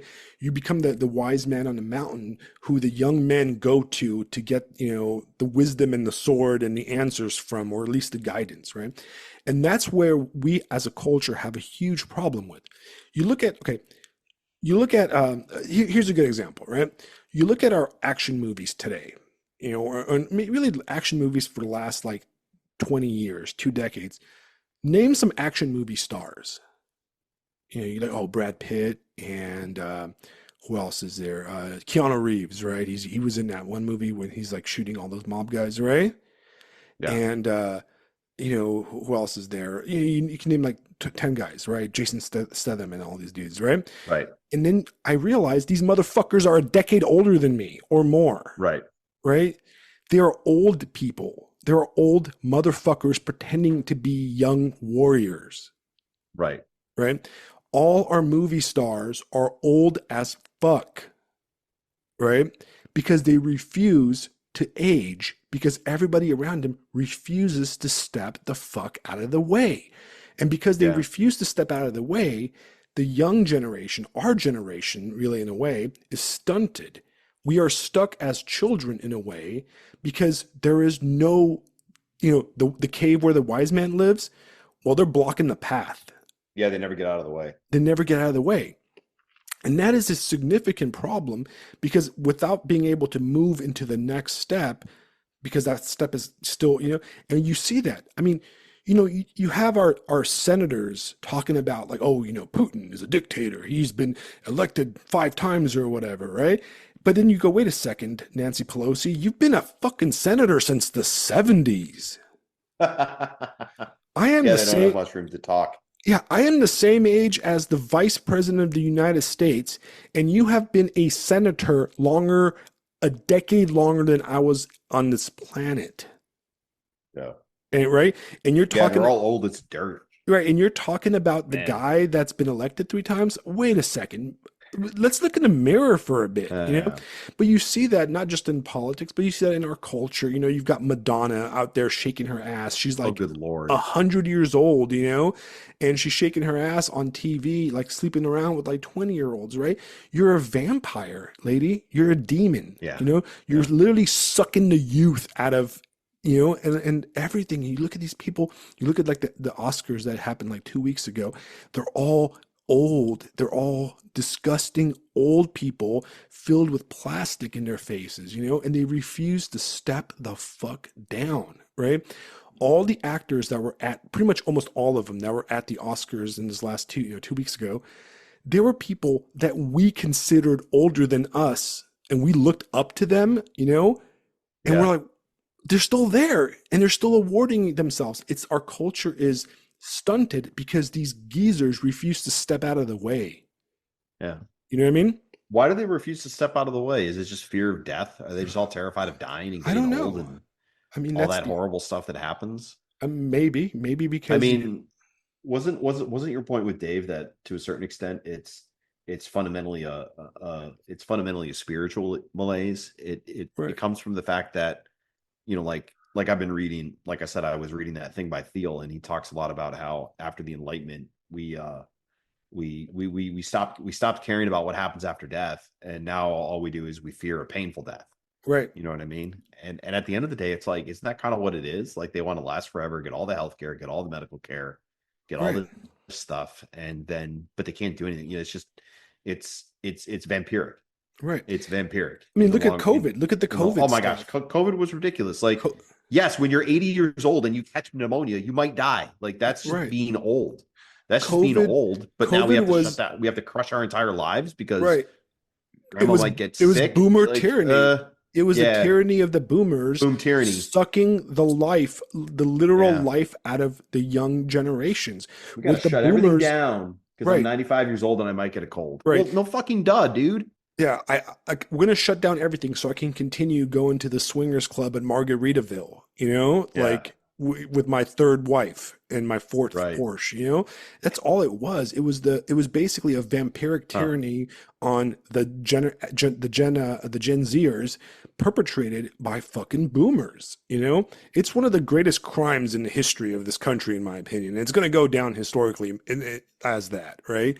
But Yeah, they stole the best years of some high school kids and middle school kids' lives away and retarded their growth so they can go drink their Mai Tais in Margaritaville without yeah. being afraid of a cold, you As a know? public school as a public school teacher, I've only been doing it for a couple of years, and I can already see like, holy shit.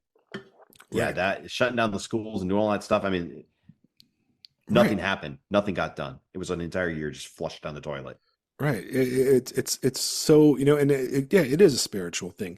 And, Yeah, when I said, and some people misunderstood me, and maybe I didn't, verbalize it. Well, I didn't write it properly. And, people say, oh, I want to enjoy dumb things. It's okay to enjoy things. And they constantly quote that C.S. Lewis quote about, dragons and stuff, right? Which kind of misunderstands that quote, in my opinion, what's right? the quote? What's the It, quote? it's something like, I'll find it right now. It's a very good quote, right? I'm gonna look it up.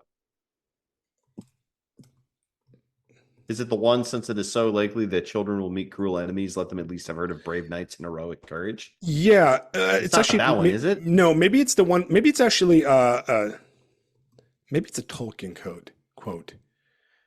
Oh. Well, anyway, whatever it is. Right.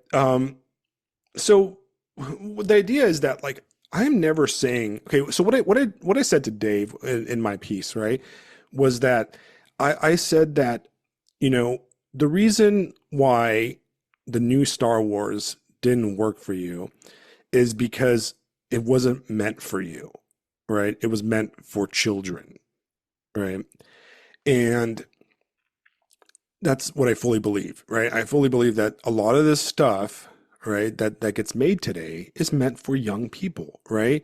Well, yeah. Because that's what it's for, right? Like, if you were okay, when you were living in the 90s, right? And we some people consider that the highlight of life, which I think is a garbage misremembering. It's a complete rosy tinted glasses because the 90s blue, right?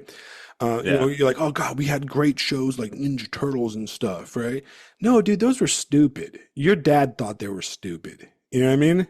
Like, let's just be honest here, right? It's about turtles living in a fucking sewer, right? You're Yeah. remembering them as much better than they really are, and if you're gonna go back and watch them, they're pretty dumb. You know what I mean? Right? Like, I mean, you remember them in a positive way because like you love them, and that's okay, right? But you're not going to get the same level of depth from them as you did when you were 6 or 5 or whatever when you were watching it, you know? And what I'm trying to say here is that like you have when you enjoy a novel and that kind of stuff, there's certain things that are like gateways, right? There's certain things that are gateways that are meant to be, like the beginning of your journey of intellectualism, right? Like, for example, Star Wars. The original Star Yeah. Wars was a great movie for 1970, whatever it came out in, right? It was very Yeah. different than anything else. It was, new Hollywood. It was, the birth of like the big The screen blockbuster, the summer blockbuster, blockbuster. right, right. And it was great for the time. You watch it now, and if you watch it without being a Star Wars fanatic, it's an okay movie. The acting really sucks. There's only one good actor in the whole movie. Well, there's two good actors in the first movie, and that's Obi-Wan Kenobi, what's his name, and Alec Guinness. Alec Guinness, and then the person that carries the movie is what's his name, Han Solo, right? Yeah, Harrison Ford. Harrison Ford carries the movie, but let's Harrison be Ford's honest, fantastic. Luke Skywalker sucks. He's arguably What's her he's a name? whiny brat. He's a whiny brat for Yeah, most of it. he's a shit actor, and he's a shit actor ever since. And then Yeah. what's her name was a horrible actress. Her lines are unbearable in that movie, and she's obviously coked out in the later two movies, completely out of her fucking mind. And Yeah. she's just not a great actress, and the movie is stupid. When you really break it down, it's nothing like, it's not an intellectual. It's good. It's good for what it is. And what's great about What that about Darth Vader, man? What about Darth Vader? I mean, he's a good character, right? I mean, like I'm Yeah. not shitting on Star Wars. I think it's great as a teenager movie, right? And it's great at Yeah. its time. But at the same time, what you're meant to do is you're meant to enjoy it, and then you're Yeah. meant to Yeah. move on. You're meant to move Yeah. on to the next thing, right? You go, okay, Yeah. wow, I love space stuff, and this is great. And then you go, man, I read that this movie was inspired by Akira Kurosawa's, samurai flicks. Maybe I should watch those. And Yeah. then you Maybe I should watch check those those, out. and then from there you're like, wow, I've discovered Japanese culture, and I'm reading Yukio Mishima, Yeah. or I'm reading, like every movie. Yeah, or like, sci-fi is really great. I heard about this thing Arthur C. Clarke did with Stanley Kubrick. This is supposed to be it's sci-fi, but it's really and then the 2001 and then go down that rabbit hole and it's like, oh my Right. God, this is something else. And Like then you're what the watching hell? Tarkovsky, and you're moving Right, on right, to, yeah, different things, right? And that's how media is supposed to be. You're supposed to grow. The yeah. stunted part, and where I meant by things being stunted, is that Star Wars people just want Star Wars forever, you know? And the reality of the situation is no matter. Okay, so the newest Star Wars movies, I've never seen them. I'm never going to watch them. I don't give a shit. I'm never going to see them, right? Unless somebody puts them on, right? But Yeah. I have a feeling, right, and I might be right, that even if those movies were amazing, like they were great movies, people would still hate them and be unhappy about it. Because what they want from those movies is impossible to recreate, you know? Because some people just want Star Wars, they just want an identical copy of the old movie. And that's never going Yeah. to happen because Well, it's the like, first new movie, that's all it was. It right. was just a copy of A New Hope. And 100%. and I said this before, like, when I was young, in my mid 20s, I used to hang out in this spot in California, in downtown Long Beach called, it was a street, it was called 4th Street, and it was like the hipster bar neighborhood, all right? And me and all my friends, we'd meet up at the coffee shop around 7 o'clock, and we would do like the shuffle. We would go from bar to bar, and it was just a blast. It was some of the best time in my life. We'd bar hop and do all this stuff, and then end up at a party afterwards, or at somebody's house, or meet a girl and go home with her. Or it was always like, every bar we'd hop into, we knew everybody. Everybody knew everybody, and like, groups of different like friend groups interacted, and sometimes we'd be like 20 people deep by the end of the night at somebody's house. It was just like an amazing time for like maybe a year of or two of my life. And every day we'd be like, oh, you guys going to Red Fourth Street tonight? Yeah, well, I'll be Yeah. on 4th Street. And that's what we Yeah. did, right? And I look back on that time fondly. I'm like, God, man, I miss the shuffle, man. I miss the crawl, right? And look, that place is still there, right? But if I went there today, it would not be the same because Yeah. it's not just a place, it's a place and a time and a mindset. And even if I were to be magically teleported back in time to 2005 or whenever that was, right? I Yeah. would still not enjoy it because I'm not that person anymore.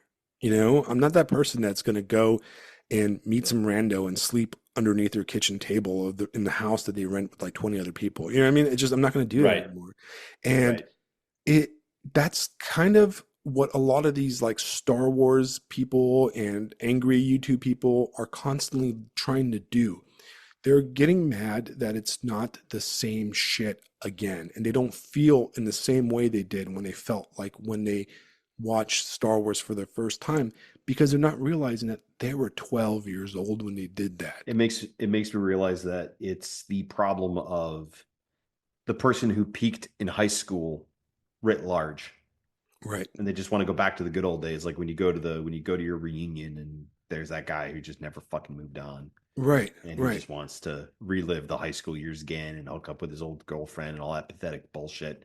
I've never been to a high school reunion. I've never been to one either. No, I think about I have my 30th coming up in 5 years, and I'm just kind of like, I mean, I might want to go for a laugh, but like, why? Why the fuck would I want to do It's that? Yeah. this is something I've realized also. This is somewhat related to what we've been discussing, but maybe it informs this point about Star Wars more generally. I come from suburbia. I come from a very suburban town outside of Cleveland, and I realized that it was the kind of place where people go, and they go there because it's got a good school system and they want to raise their kids in a good school system. But like, it's a very mercenary kind of way of looking at where to live and where to raise a family and stuff like that. Right. And I've never been back. And not never, but like I went to college and didn't really look back. And I've lived all over the place. And I'm sitting here down in my little, swamp town in Florida now. I was having a conversation with a student who, she really enjoys having conversations with me because we joked, but she's like, "You're basically a foreigner." And I don't run into foreigners because, like, my family is from here and we live here and we live on a street that belongs to us. Like, this is our family's land. This is where we are, and this is where I'm born, and this is going to be where I die. And she's just super excited about it. She's fine with that. She's got a real connection to land. And she looks at me and goes, "Why are you so excited about this place?" And I go, "Well, because I'm jealous of what you have. Right. Because I didn't Right. have that. I grew up in this mercenary boomer sort of cultural less existence. Right. And I figure if I can spend the last 30, 40 years of my life helping you get a better sense of what's out there in the world so you can better raise your family and better raise your kids and better do what you need to do and what you want to do, well, then great. I will have at least been useful for a time, and I will have been able to take all my experiences and download them into people who can then make use of it further, who also have a connection to the land. I Right. won't feel like I wasted my life. Right. And maybe that gets into what you're talking about, that sort of spiritual malaise, that infantilization. You never put down roots. You never really belong or be from somewhere. Right. And you're so I think we're always like at odds with ourselves, right? Because in a way, what you're doing talking to the girl is you're doing what you're supposed to do. You've taken a role as the wizard, Yeah, and she's the young warrior. She's the right. one that and she wants to leave the Shire. She Yeah. wants to step out. She wants to Well, she leave. doesn't. This specific one doesn't, but there's plenty Okay, that do. but So yeah, there's plenty fair that enough. do, and Yeah, there's a lot that do. we understand why they want to. Yeah, Because in a way you can't appreciate it until you leave it. right, And the sad part is when they come back, it's never the same. right. Because that's how life is. Like you're supposed to kind of leave and come back and leave. It's just how it is. Yeah. And it's interesting because culturally we're at that state where you the way you described your town growing up, man, I guarantee you there's probably thousands of people that would be like, God, that sounds like paradise. I wish I had that because I grew up in the inner city of Chicago, or I grew up in Los Angeles like me, where I didn't have that small town thing. I grew up like with police helicopters flying above and all this stuff. And I would love to live in a suburb somewhere instead of, where I Yeah. grew up in the city. Um, so it's interesting because it's all about perspective, right? Yeah. And I mean, the material stuff, okay, yeah, I get that, but the spiritual lack sucks. right, right, And it's not the fact that it's not that it's not that the material stuff doesn't matter. I mean, I get all that, but at the end of the day, even if I was from the hood or if I was from somewhere that didn't have the material advantages, if I didn't have a connection to the place, I didn't have a connection to land, I'd be saying the same damn thing, right, right, because that's what it is. I don't know where I'm from. I'm not from anywhere. right, Where did I right. come from? And if I'm not from anywhere, well, then where the fuck am I going? Where do I belong, and what's the point? Yeah, like, oh my God, and then existential crisis intensifies. But there it is. Well, I was thinking about that today driving home, and I was like, man, like I live in this great neighborhood, but I don't know anybody, and everybody lives in their own little, Yeah, house, which is an independent world from the right. rest of the world. And is that how life is? Is Yeah, that how humans are meant to live, and like individual units separate from each other? And my only no, two like locus of energy is at my work and at home, and there's nothing in between. It's like a highway. And yeah, it's like my life is a highway, and it's this highway is connected digitally through like people like you and stuff, and that's right. life. And it's like that kind of fucking sucks in a way, because I can't have this conversation with my neighbor because I don't even know who the fuck he is. You know what I mean? In a way, Right. right? And I mean Right. that's my fault, but that's just kind of the standard life that we all live in a way, where 100 years we would be having this conversation at the pub, Yeah. right? We'd be all, I'd get home from work and I'd go to the pub and like somebody would be playing a violin or something like that, and we'd throw down some pints or they would be having this conversation after church where we all knew each other. Right. But now, like I live, yeah, everybody on my street can go to church, but they all go to a different church. One guy goes to the Catholic church, the other guy goes to, the guitar church, and then this guy, and it's like we're all living individual lives that are uh, completely separated. And I mean, Yeah. I understand like Dave Green's like opinion that there is so much slop out there, but we have to realize that like the way to fix that, the reason that there's slop out there is that the people that make media don't know how to do it anymore because the people Mm. that came before us did not teach us how to do it, if that makes sense. Like you can't get mad at people making copies of copies when that's all they know. You look at fantasy writing, and most fantasy writing nowadays is video game writing. You know, Yeah. they're not educated in history and culture and philosophy. They're basically copying video games, like we have like literal video game fantasy. And Yeah. it's sad. I mean, the number one Copy thing, copies of a copy without originals. right, exactly. Whoa. We're simulacras, right? Baudrillarian Yeah. simulacras, right? And Oh that's boy. all there is. It's because there's a soulless lack of meaning. You can't, you have nothing to say. It's like Yeah. how I come out and I criticize a lot of people who are like, oh, we're gonna redo pulp fiction from like the 40s and 50s. Well, those guys that were writing that Pulp Fiction, they weren't reading Pulp Fiction, guys. They were reading history, and they were reading, Yeah, they were putting stuff together in new combinations. right. They were creating new synthesis of Yeah, things. you And can't that's what just made it what it is. right, exactly. You can't just copy Conan. If you copy Conan, you've missed the point. You have to go further than Conan to make Conan, right? Conan Yeah. is not made out of Conan. He's made out of the influences that came before him, right? Which were Right. deep cultural influences and we are severed from that. You look at Star Wars itself, to go back to Star Wars, and I go back to Star Wars because everybody's seen fucking Star Wars, right? For the most part. Right.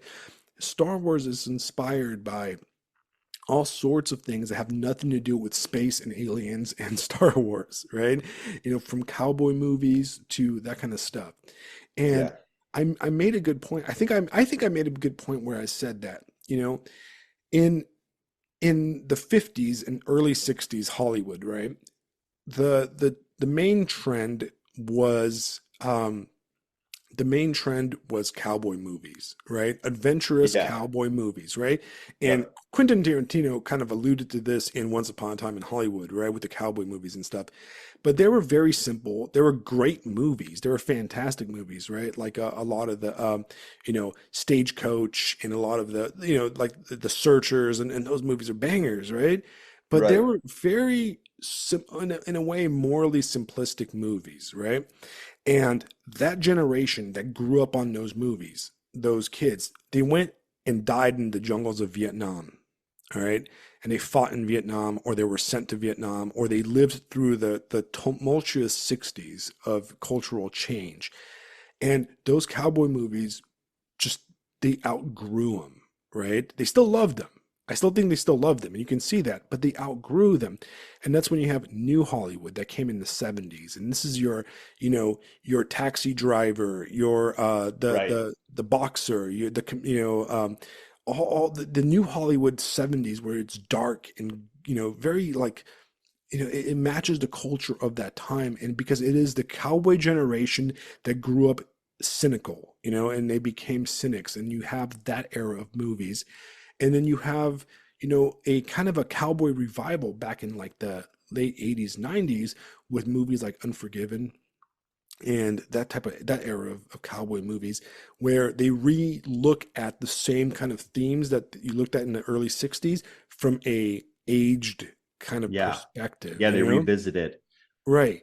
And that's what I mean by that illustrates a thematic, cultural, and intellectual growth. You start with fairy tales, which tell you a truth, and then you add more and more and more and more. But just because you've moved on, it doesn't mean that those fairy tales are bad, but you can't subside on that forever because they're not written for you anymore. In the same way, when you're a child, your mom's lullabies that she sings to you are the greatest thing in the world. And they will always be the greatest thing in the world. But you're not going to want to listen to a album of lullabies in your 20s because your taste has completely grown and matured, and you want something that can take those elements or those fundamental truths in those lullabies, right? But you want it modernized, or you want it grown with you, right? And a lot of these people get upset that Star Wars made in the 2020s is basically Star Wars from 2073, But where could you take it? How could you make Star Wars, how could you make Star Wars in 2020 unless you're just remaking it word for word, which is going to come out stupid, or it's no longer Star Wars? Do you see what I mean? Yeah. I Right? think I wonder, just going with Star Wars, I wonder if there weren't attempts with like, to revisit it with a more worldly perspective, maybe things like Mandalorian, or what's the one? There's one about one of the guys from one of the other movies. It's kind of like a spy thriller kind of thing. I haven't Right. watched it, but like at the same token, I don't know if Star Wars specifically has the cultural or the spiritual wherewithal to carry a reimagining of it. You'd probably Right. have to do, actually, you know what? The closest it probably gets would be things like maybe Firefly or Deep Space Nine Right. Right. or The Expanse, where it revisits that science fiction utopia and goes, yeah, it doesn't work out like that. Right. It works And out like it's and in a shit. way, in a way, It's like the neuromancer of sci. It's neuromancing sci-fi. It's right. like, ugh. Right. Once you start making it deeper, it's Yeah. no longer Star Wars. It No, it becomes can't something be. else. It Yeah, can it it has to be cannot something different. the vehicle cannot carry the ideas beyond its simplistic thing, because when you start analyzing Star Wars, when you start analyzing the first three movies, right? Yeah.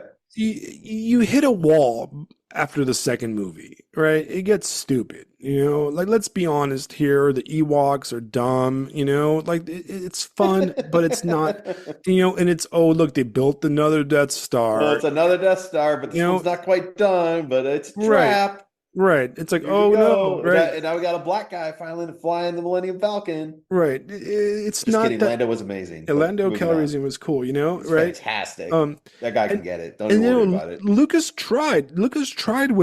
with the speed racer thing he did in the first of the new ones, right? Like Yeah.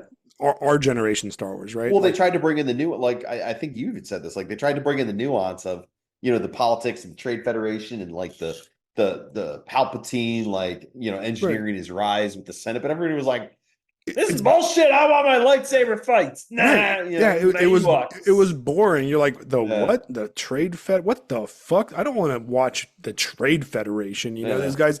I don't want to learn about like, it just doesn't make any sense. You know, Yeah. The political machinations, it was like, what is this stuff? Yeah. right. You're like Shoot this. the guy with lasers out of your Right. hands. He tried to make it all scientific with the midichlorians and Oh, stuff. And you're like, yeah, this is yeah, dumb. You're like, this is dumb. And it can't carry like.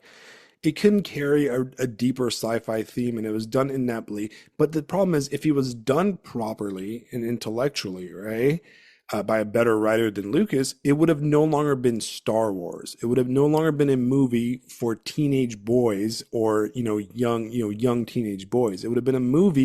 It would have been it would have been Dune, yeah. I was thinking of Dune actually. right? And then Yeah, Dune is probably grown up Star Wars, right, 100%. and Dune is amazing, and the novel came out before Star Wars, and Lucas took a lot from Dune, anyways, right? There's tons of Yeah, stuff, Dune stuff in it, but the problem is when you add deep historical and intellectual themes that go beyond the basic kind of like good versus simplistic evil. Star Wars Yeah, level. You're no longer bedtime doing story. Star Wars. You're doing Dune, and then at that point, it's a different movie, and you're still going to lose a million people Yeah. to it. You know what the next Star Wars would be? The next Star Wars would be if they do the last three books of the Expanse as films. It would straight up be an a Star Wars like arc, like the first three original movies. But the reason it would be mature is that no one's right. No Right. one's right. No one's decision is good. No one's decision is perfect, and every decision made is just is this a good idea? I have no fucking clue. Right. Every decision is like, so that's what makes it cool. Well, That could work. the logical continuation of Star Wars of the Yeah, the post Return of the Jedi, right? yeah, In my opinion, this is my opinion. If somebody gave me Star Wars to do, back 5-10 years ago when they redid yeah. the last one, would be I would make Leia the villain, Oh right? yeah, absolutely. Yeah. I would Animal Farm Star basically Wars. right. Animal Farm Star Wars with Leia as Exactly Napoleon. it. Basically, now Dead ass. That'd be the fantastic. rebels took over. They And won the everything. revolution, Yes, absolutely. but the universe still sucks because it's cool to be Yeah. it's cool to be a rebel in the TIE fighter, but it sucks to run a Run. revolution, to Yes, absolutely. run a Run the republic, government. Yeah, right? run the So she government. becomes Hillary Clinton basically and is a dictator. And maybe she's just like the actress in real life and is some sort of a druggy degenerate, right? Who Oh my is being gosh. controlled by, yes men and bureaucrats behind the scenes, right? Yeah. The And same guys that bankrolled the Empire. So like nothing really changed. right. And then the guys and the good guys now are like ex-Empire guys going, man, this kind of sucks, or You're right. joining up with the rebels going, Oh, this is not what we fought for. And this is not what we died at the Battle of Hoth or whatever. We just exchanged Vader in cool uniforms for Leia and corruption and yeah. Leia as Boris Yeltsin at the end of the at the early Russians 1990s Russia. That's what And then they're a Star Wars, and then a Star Wars Vladimir Putin is the right, hero of right, the. exactly. But it would have been boring as fuck if you like Star Wars, even though that is the logical end of like you basically replace the revolution replaces it with the European Union, and it's really fake and gay, and it sucks. And Jabba the Hutt is the good guy. I mean, is Jabba a cat in Animal Farm, or is he? I don't know. What would Jabba be? Jabba would be the that would be the guy that works with Animal Farm. Winkler, I think it's whatever the name is. The human that starts trading with Animal Farm. That's Right. that's Jabba because It's just business, man. It's just Yeah, business. yeah, he's just Whatever. Yeah, yeah. I'll work. Jones, fuck that guy. He can go die. You know, he can go die inebriated in a poorhouse somewhere. Yeah, I'm here to make money. I'm here to do yeah. I business. don't If you care guys about want to do, anybody. yeah. If you're a Who's pig staying on two legs, I don't think about that too who's much. that? Who's that? Who's that in the real world? It was the Americans, basically, right? Americans. Yeah, Mm, the West, basically. at the end of the day, yeah. Boy, I don't know, man. I got to think about that. I got to say, I was kind of embarrassed how long it took me to figure out who Frederick was. I was like, fuck, that's Frederick Barbarossa. He's the German name. Right, Fucking right, idiot. God right, damn it. But yeah, no, right. that was who the American. Yeah, I mean, well, maybe in light of like the United Nations and like that kind of thing, like because Animal Farm was published in 1946, so that was before the Iron Curtain fell. Right, but And then and even then, it was kind of we're still, yeah, but the Americans gave Lend-Lease and gave tons of money to Stalin, right? So, yeah, yeah, they, in a way, like they funded Stalin's war against the West yeah. inadvertently. Stalin, well, Napoleon and the farm reintegrate into the greater country of England. You know, the revolution doesn't spread beyond the farm. Right. So yeah, it's America, England, Europe, whatever you want to call it. The bankers, Yes, the bankers. the Yeah, international ultimately that's who bankers. it is.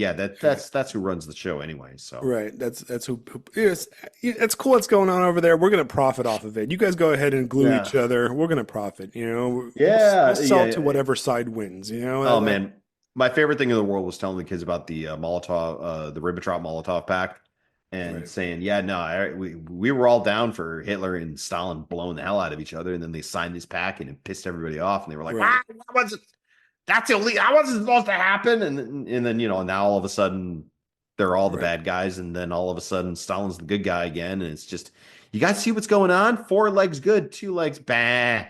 Right. Exactly. It's Exactly. this Right. is it's all bullshit. It's Right. all But bullshit. and that's what I mean when it comes to culture. We need to grow. We need to move forward. That we are okay. We are stuck somewhere. There's something We're wrong. sheep.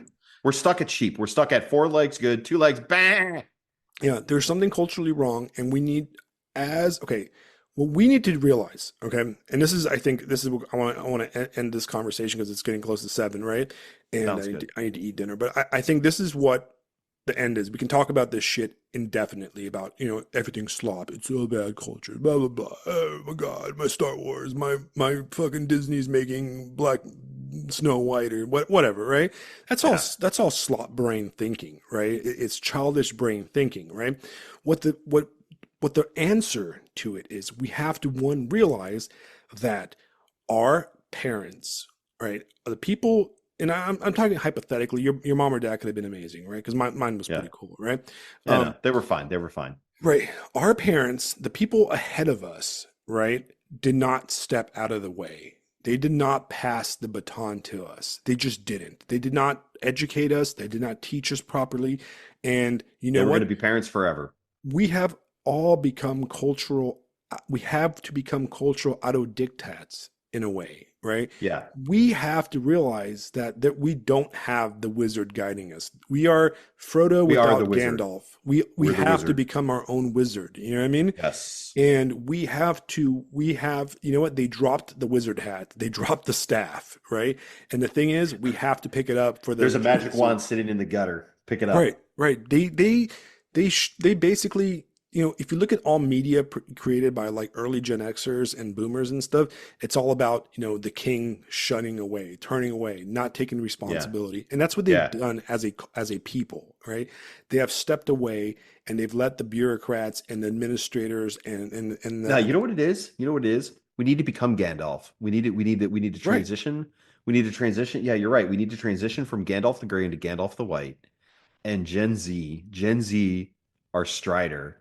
And we need to remind them of who they really are so they can establish the Gen Z Imperium. right. That's what it is. Well, we have to realize that we're not going to be Strider. No, We're not no, Aragon. no, It's not ours. Okay, the no. sword is The not ours. best, the best of us, the best that millennials can hope for, I think, is to be Gandalf rushing around Minas Tirith trying to keep the Right, defenses up while everything is going to fucking shit. And we're the right. only ones going, no, go, go, go, come on. Right. At least one of us has to do that, Yeah, and we then have it's gonna be the kids after us who pick up the sword and fucking get it fucking done. right. We have to come to that realization that we're old. Yeah, We're aging out, it's already, out. We're done. and Yeah.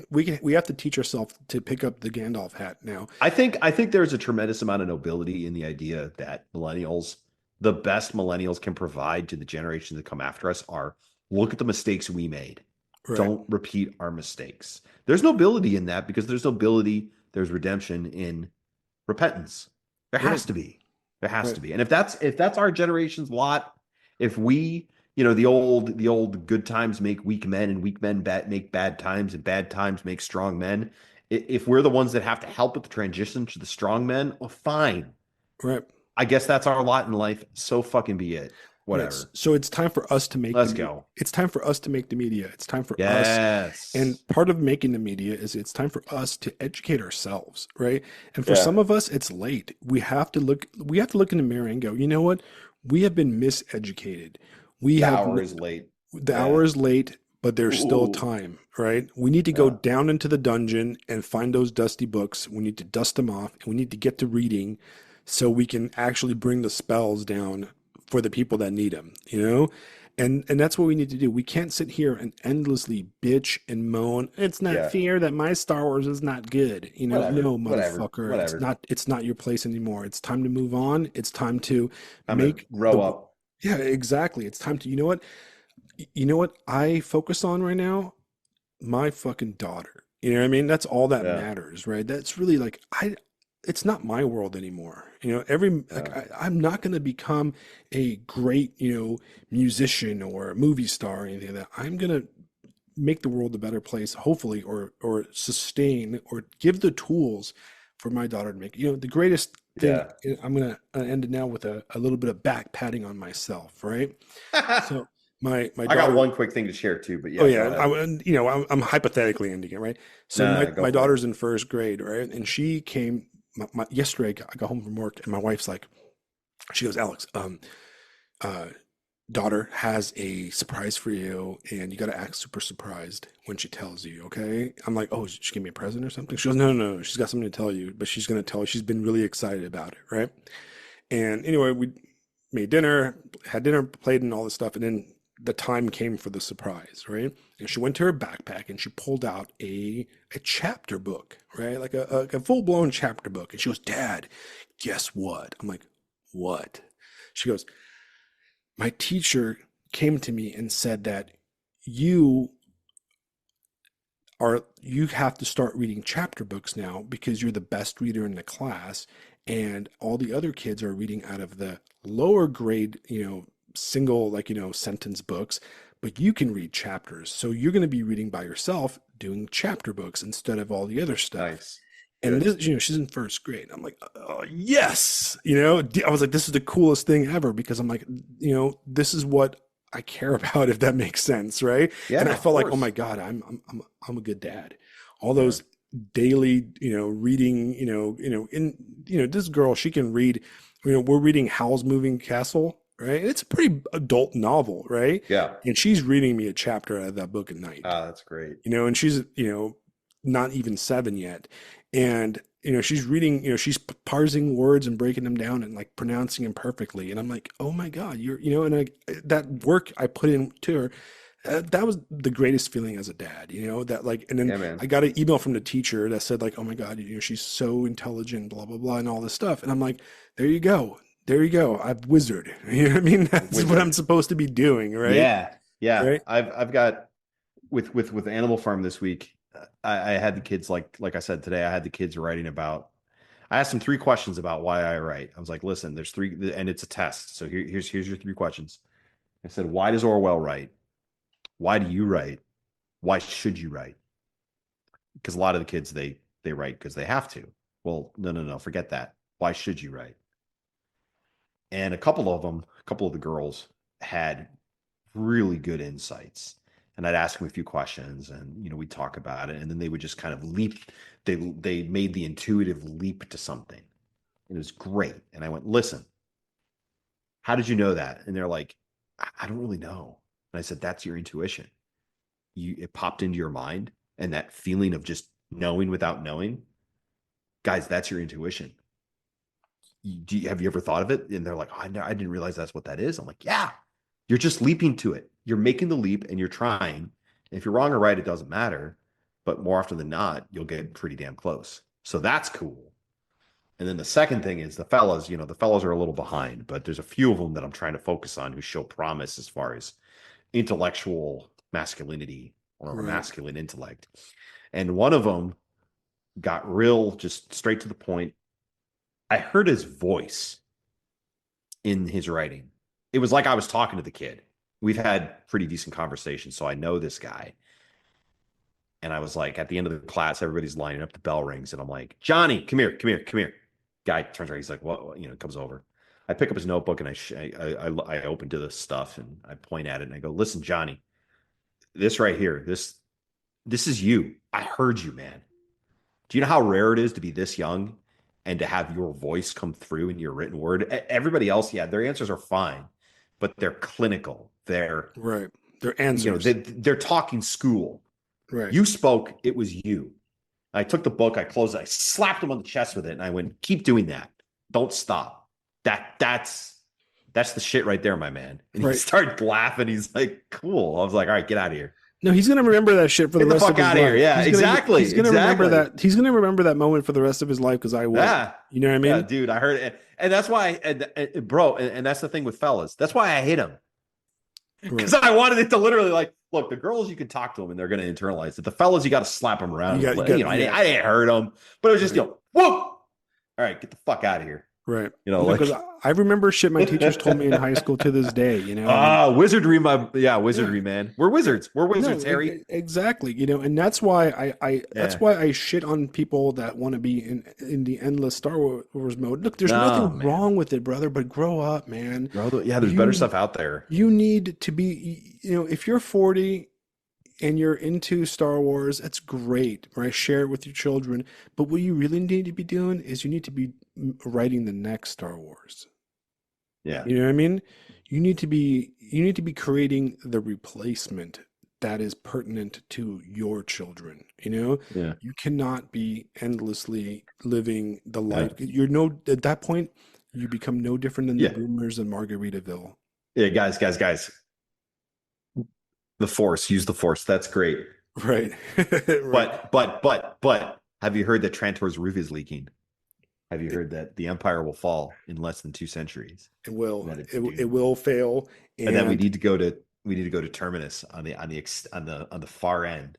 And you know what? Princess Leia would run it like shit. All right, because she sucks. She's always sucked. The Force is great. But have you heard of the dead hand of Seldon? Right. Eventually, you gotta grow up. Yeah. Eventually, the third son is going to become a giant sandworm and become the God Emperor of the known world. And his jihad. What is that? The Muad'Dib? Muad'Dib. Well, Muad'Dib is Paul, but the God Emperor is like his grandson, right? I think. Oh yeah, son, right? It's been a while since I've read the Dead Hand of Seldon. Yeah. Oh my God. All right, that's great stuff. All right, guys. So for you listeners at home, man, next week, I think we have what's his name? What the fuck's his name coming on? Well, we that have dude with the face, that guy with the Substack. Yeah, contrarian or man, I'm so bad right now. I need to look at my schedule. I don't have any of my shit on my desk tonight. We have a great guest next week. The guest next week is going to be absolutely it's going to be like all guests. He's so amazing we forget his name. Like that's how good he is. Yeah, we've got so many guests coming up. Last week, we had Lisa on, and if you still haven't picked up her novel, I highly recommend it. I'm reading through it right now. I'm looking forward to that. I'm really looking forward to it. Good, and then we've got Noah Reimer coming on because we had a misadventure that week and we didn't have an episode. We all sucked. You were busy. I wasn't feeling great. Yeah, I was like, I don't fucking feel good. Shit happens, man. It's fine. And that's why we're an award-winning podcast. We discover gain on our microphones. Yeah, our guest's name. What does that mean? Even though what's this button do? Holy shit. I played guitar forever, so I should know what gain does, but I don't, because that's that's the volume knob on an electric guitar. It's how you make it gooder. You turn up the gain and it gets gooder. Right. I've been meaning to How it finally works. edit the first episode of the White Lotus review I did with Judy. Cool. If you haven't watched White Lotus, you should watch White Lotus, man. It's such a great show. Yeah. Yeah. It really it's really about the kind of it's a critique of a lot of progressive liberalism in a way, and it's one that I'm always shocked that more guys on our side haven't really gotten into, Okay. because it is a critique of just Twitter liberalism, from Oh like no. five years ago, and it's a Nice. well-made, fantastic show. A little bit on the degenerate side, but I mean, what isn't a little bit on the degenerate side? Maybe I'll Hey watch. man. Have you seen the movie that swept the Oscars, Nora? Have you seen that I've one? not.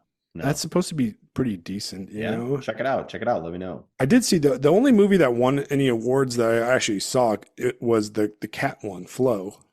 It's like Right. the Oh, I still need to cartoon, see that. and it was really good. It's like a silent movie. There's like no talking in it. Yeah, It's yeah, yeah. just I animals. got spring break coming up, so like I'm ready to consume media. I've got um there's an Arthur C. Clarke book I'm gonna do. It's about I forget the title, but it's about going to Mars. I got Konstantin von Hofmeyer's Multipolarity. That Okay, I should want be to a read that one too. yeah, that should be a hoot. I can send it to you when you're done, but Yeah, yeah, yeah. Konstantin's an interesting guy. I like He's reading his German, stuff right? I because think he lives in yeah, yeah, Germany. yeah, yeah, German right winger. hardcore conservative German. Like this guy's cool. Yeah, he's cool. He's got some pretty cool ideas. So I'm gonna check that out. And then I want to read. Oh, here's something fun. I'm gonna be in a play. Oh, I'm gonna do a yeah. play called Rolls and Walsh by Neil Simon.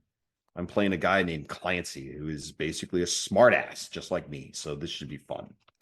But I'll be I, doing that at the local theater. The local theater. well, I think that our crew should get more involved in drama kids Yeah, stuff. absolutely. Well, it occurred to me. I started telling my kids about it at school, and they're like, "We'll come see you." And I was like, "Oh my gosh, how have I been so stupid that I didn't think of this?" That's how you get kids in theater. Freaking do it yourself and say, "Come see my show." Right. Freaking God And that's how you get damn ideas it. across. That's how you Yeah, get right. ideas Exactly. across. You write the Learning damn. how to wizard. Yeah, Learning how to wizard. you do it. I mean, that's how Yeah, you ideas just got were to go gotten do it. You're across. right. You make your own fucking movies, make your own plays, do your own stuff, and stop whining Yeah. about shit that is controlled Just by shut the that all enemy, up. right? You need to watch. Did you watch Lost in Translation? You should watch that. Yes, we got about halfway through it before we fell asleep. I apologize. It's not because it's a bad movie. It's because we were tired and old. We did watch Ramen Girl. Ramen Girl was I fantastic. love Ramen Girl. Really enjoyed that, like Rest big in time. It's peace. probably Rest one in of my peace, most Brittany favorite Murphy. movies that Lauren has provided. It's So it's a total chick movie, but it's a great movie. I wish I could teach like that guy does. I really wish. I Right, wish I could get a maybe in 20 years once society has calmed down and they've stopped being stupid. I can just start like slapping kids around and being like, "You are bad. Do it again." right. I mean, And then okay, just throw like perfectly perfect work away simply because I'm trying to teach them that like all life is meaningless and the right. transitory nature of all things. Right. Lost in Translation is the better movie by Yeah, it's good. far. It's solid. Yeah, It's a, it was too late. but I still I love Yeah. Brittany Murphy in that movie, Yeah. and I'm I so glad love, she ended up with that one with the one guy at the end. I was like, yes. right. This is his son or whatever, right? No. It's just some guy she met. Oh yeah, yeah, yeah. You're He's right, just right. he's just a dude. But she did convince his son to go back, didn't she? Did she? Or She convinces them to talk. okay, yeah, she He convinces him to calls him. talk. Yeah, Right, yeah. They I think they reconcile. Well, there's a picture on a ramen shop in New York where it's the whole family, like oh the yeah, father, son, okay, and the daughter. So yeah, so clearly there's been some kind of of thing done. right. But anyway, But anyway, so I will have the episode for White Lotus season one out when I get around to cool, doing that. cool. I'm thinking of doing. I'm gonna do all three seasons of White Lotus, but the third season's not done yet, so I'm gonna wait until that's completely done. So I'm kind of pacing it Gotcha. like that. We got guests coming next week, a guest coming the week after that, and guests coming forever and ever and ever. If you are a fan of listening to me and Fisto talk, please like, share. Hey, listen, if you guys like this show, right? Do me a favor and go on YouTube and like YouTube and subscribe there and subscribe on Spotify if you have that, and everywhere else, because the more hits we get, the more this stuff gets picked up by the little AI demons that share this stuff, right? And the more people listen, the more stuff it's just a better thing. It's more we get to affect the culture in a better way, I Yep. think. Especially if you hate us and you really dislike us and you are currently rage listening. Right. You have a role to play If in somebody's like, promoting. that fucker Alex does not like Princess Do it. Leia. What a Do it. jerk. I'm sorry, dude. Do Star it. Wars is kind of boring. I'm more of a Star Trek guy, you know, but you can talk shit on Yeah. Star Trek too. But Lord of the Rings is the right That's fine. trilogy. Fuck you guys. Okay. Yes. Lord Um, of the Rings is correct. It's Lord of simply the Rings correct. is correct. All right. Yeah. There's that, you know, God, man, I actually even made a note here to talk about some cyberpunk stuff again, but I forgot to. It's all about Hey, Judy. we said the word, so every episode has cyberpunk in it. Yeah. You just gotta say the word at Uh, minimum. Judy is still number one. Sorry, Visto. Whatever. Yeah. Whatever. But yeah, please like, share, and subscribe. And remember that to those who go to bed, good dreams and good night. We'll talk to you next week.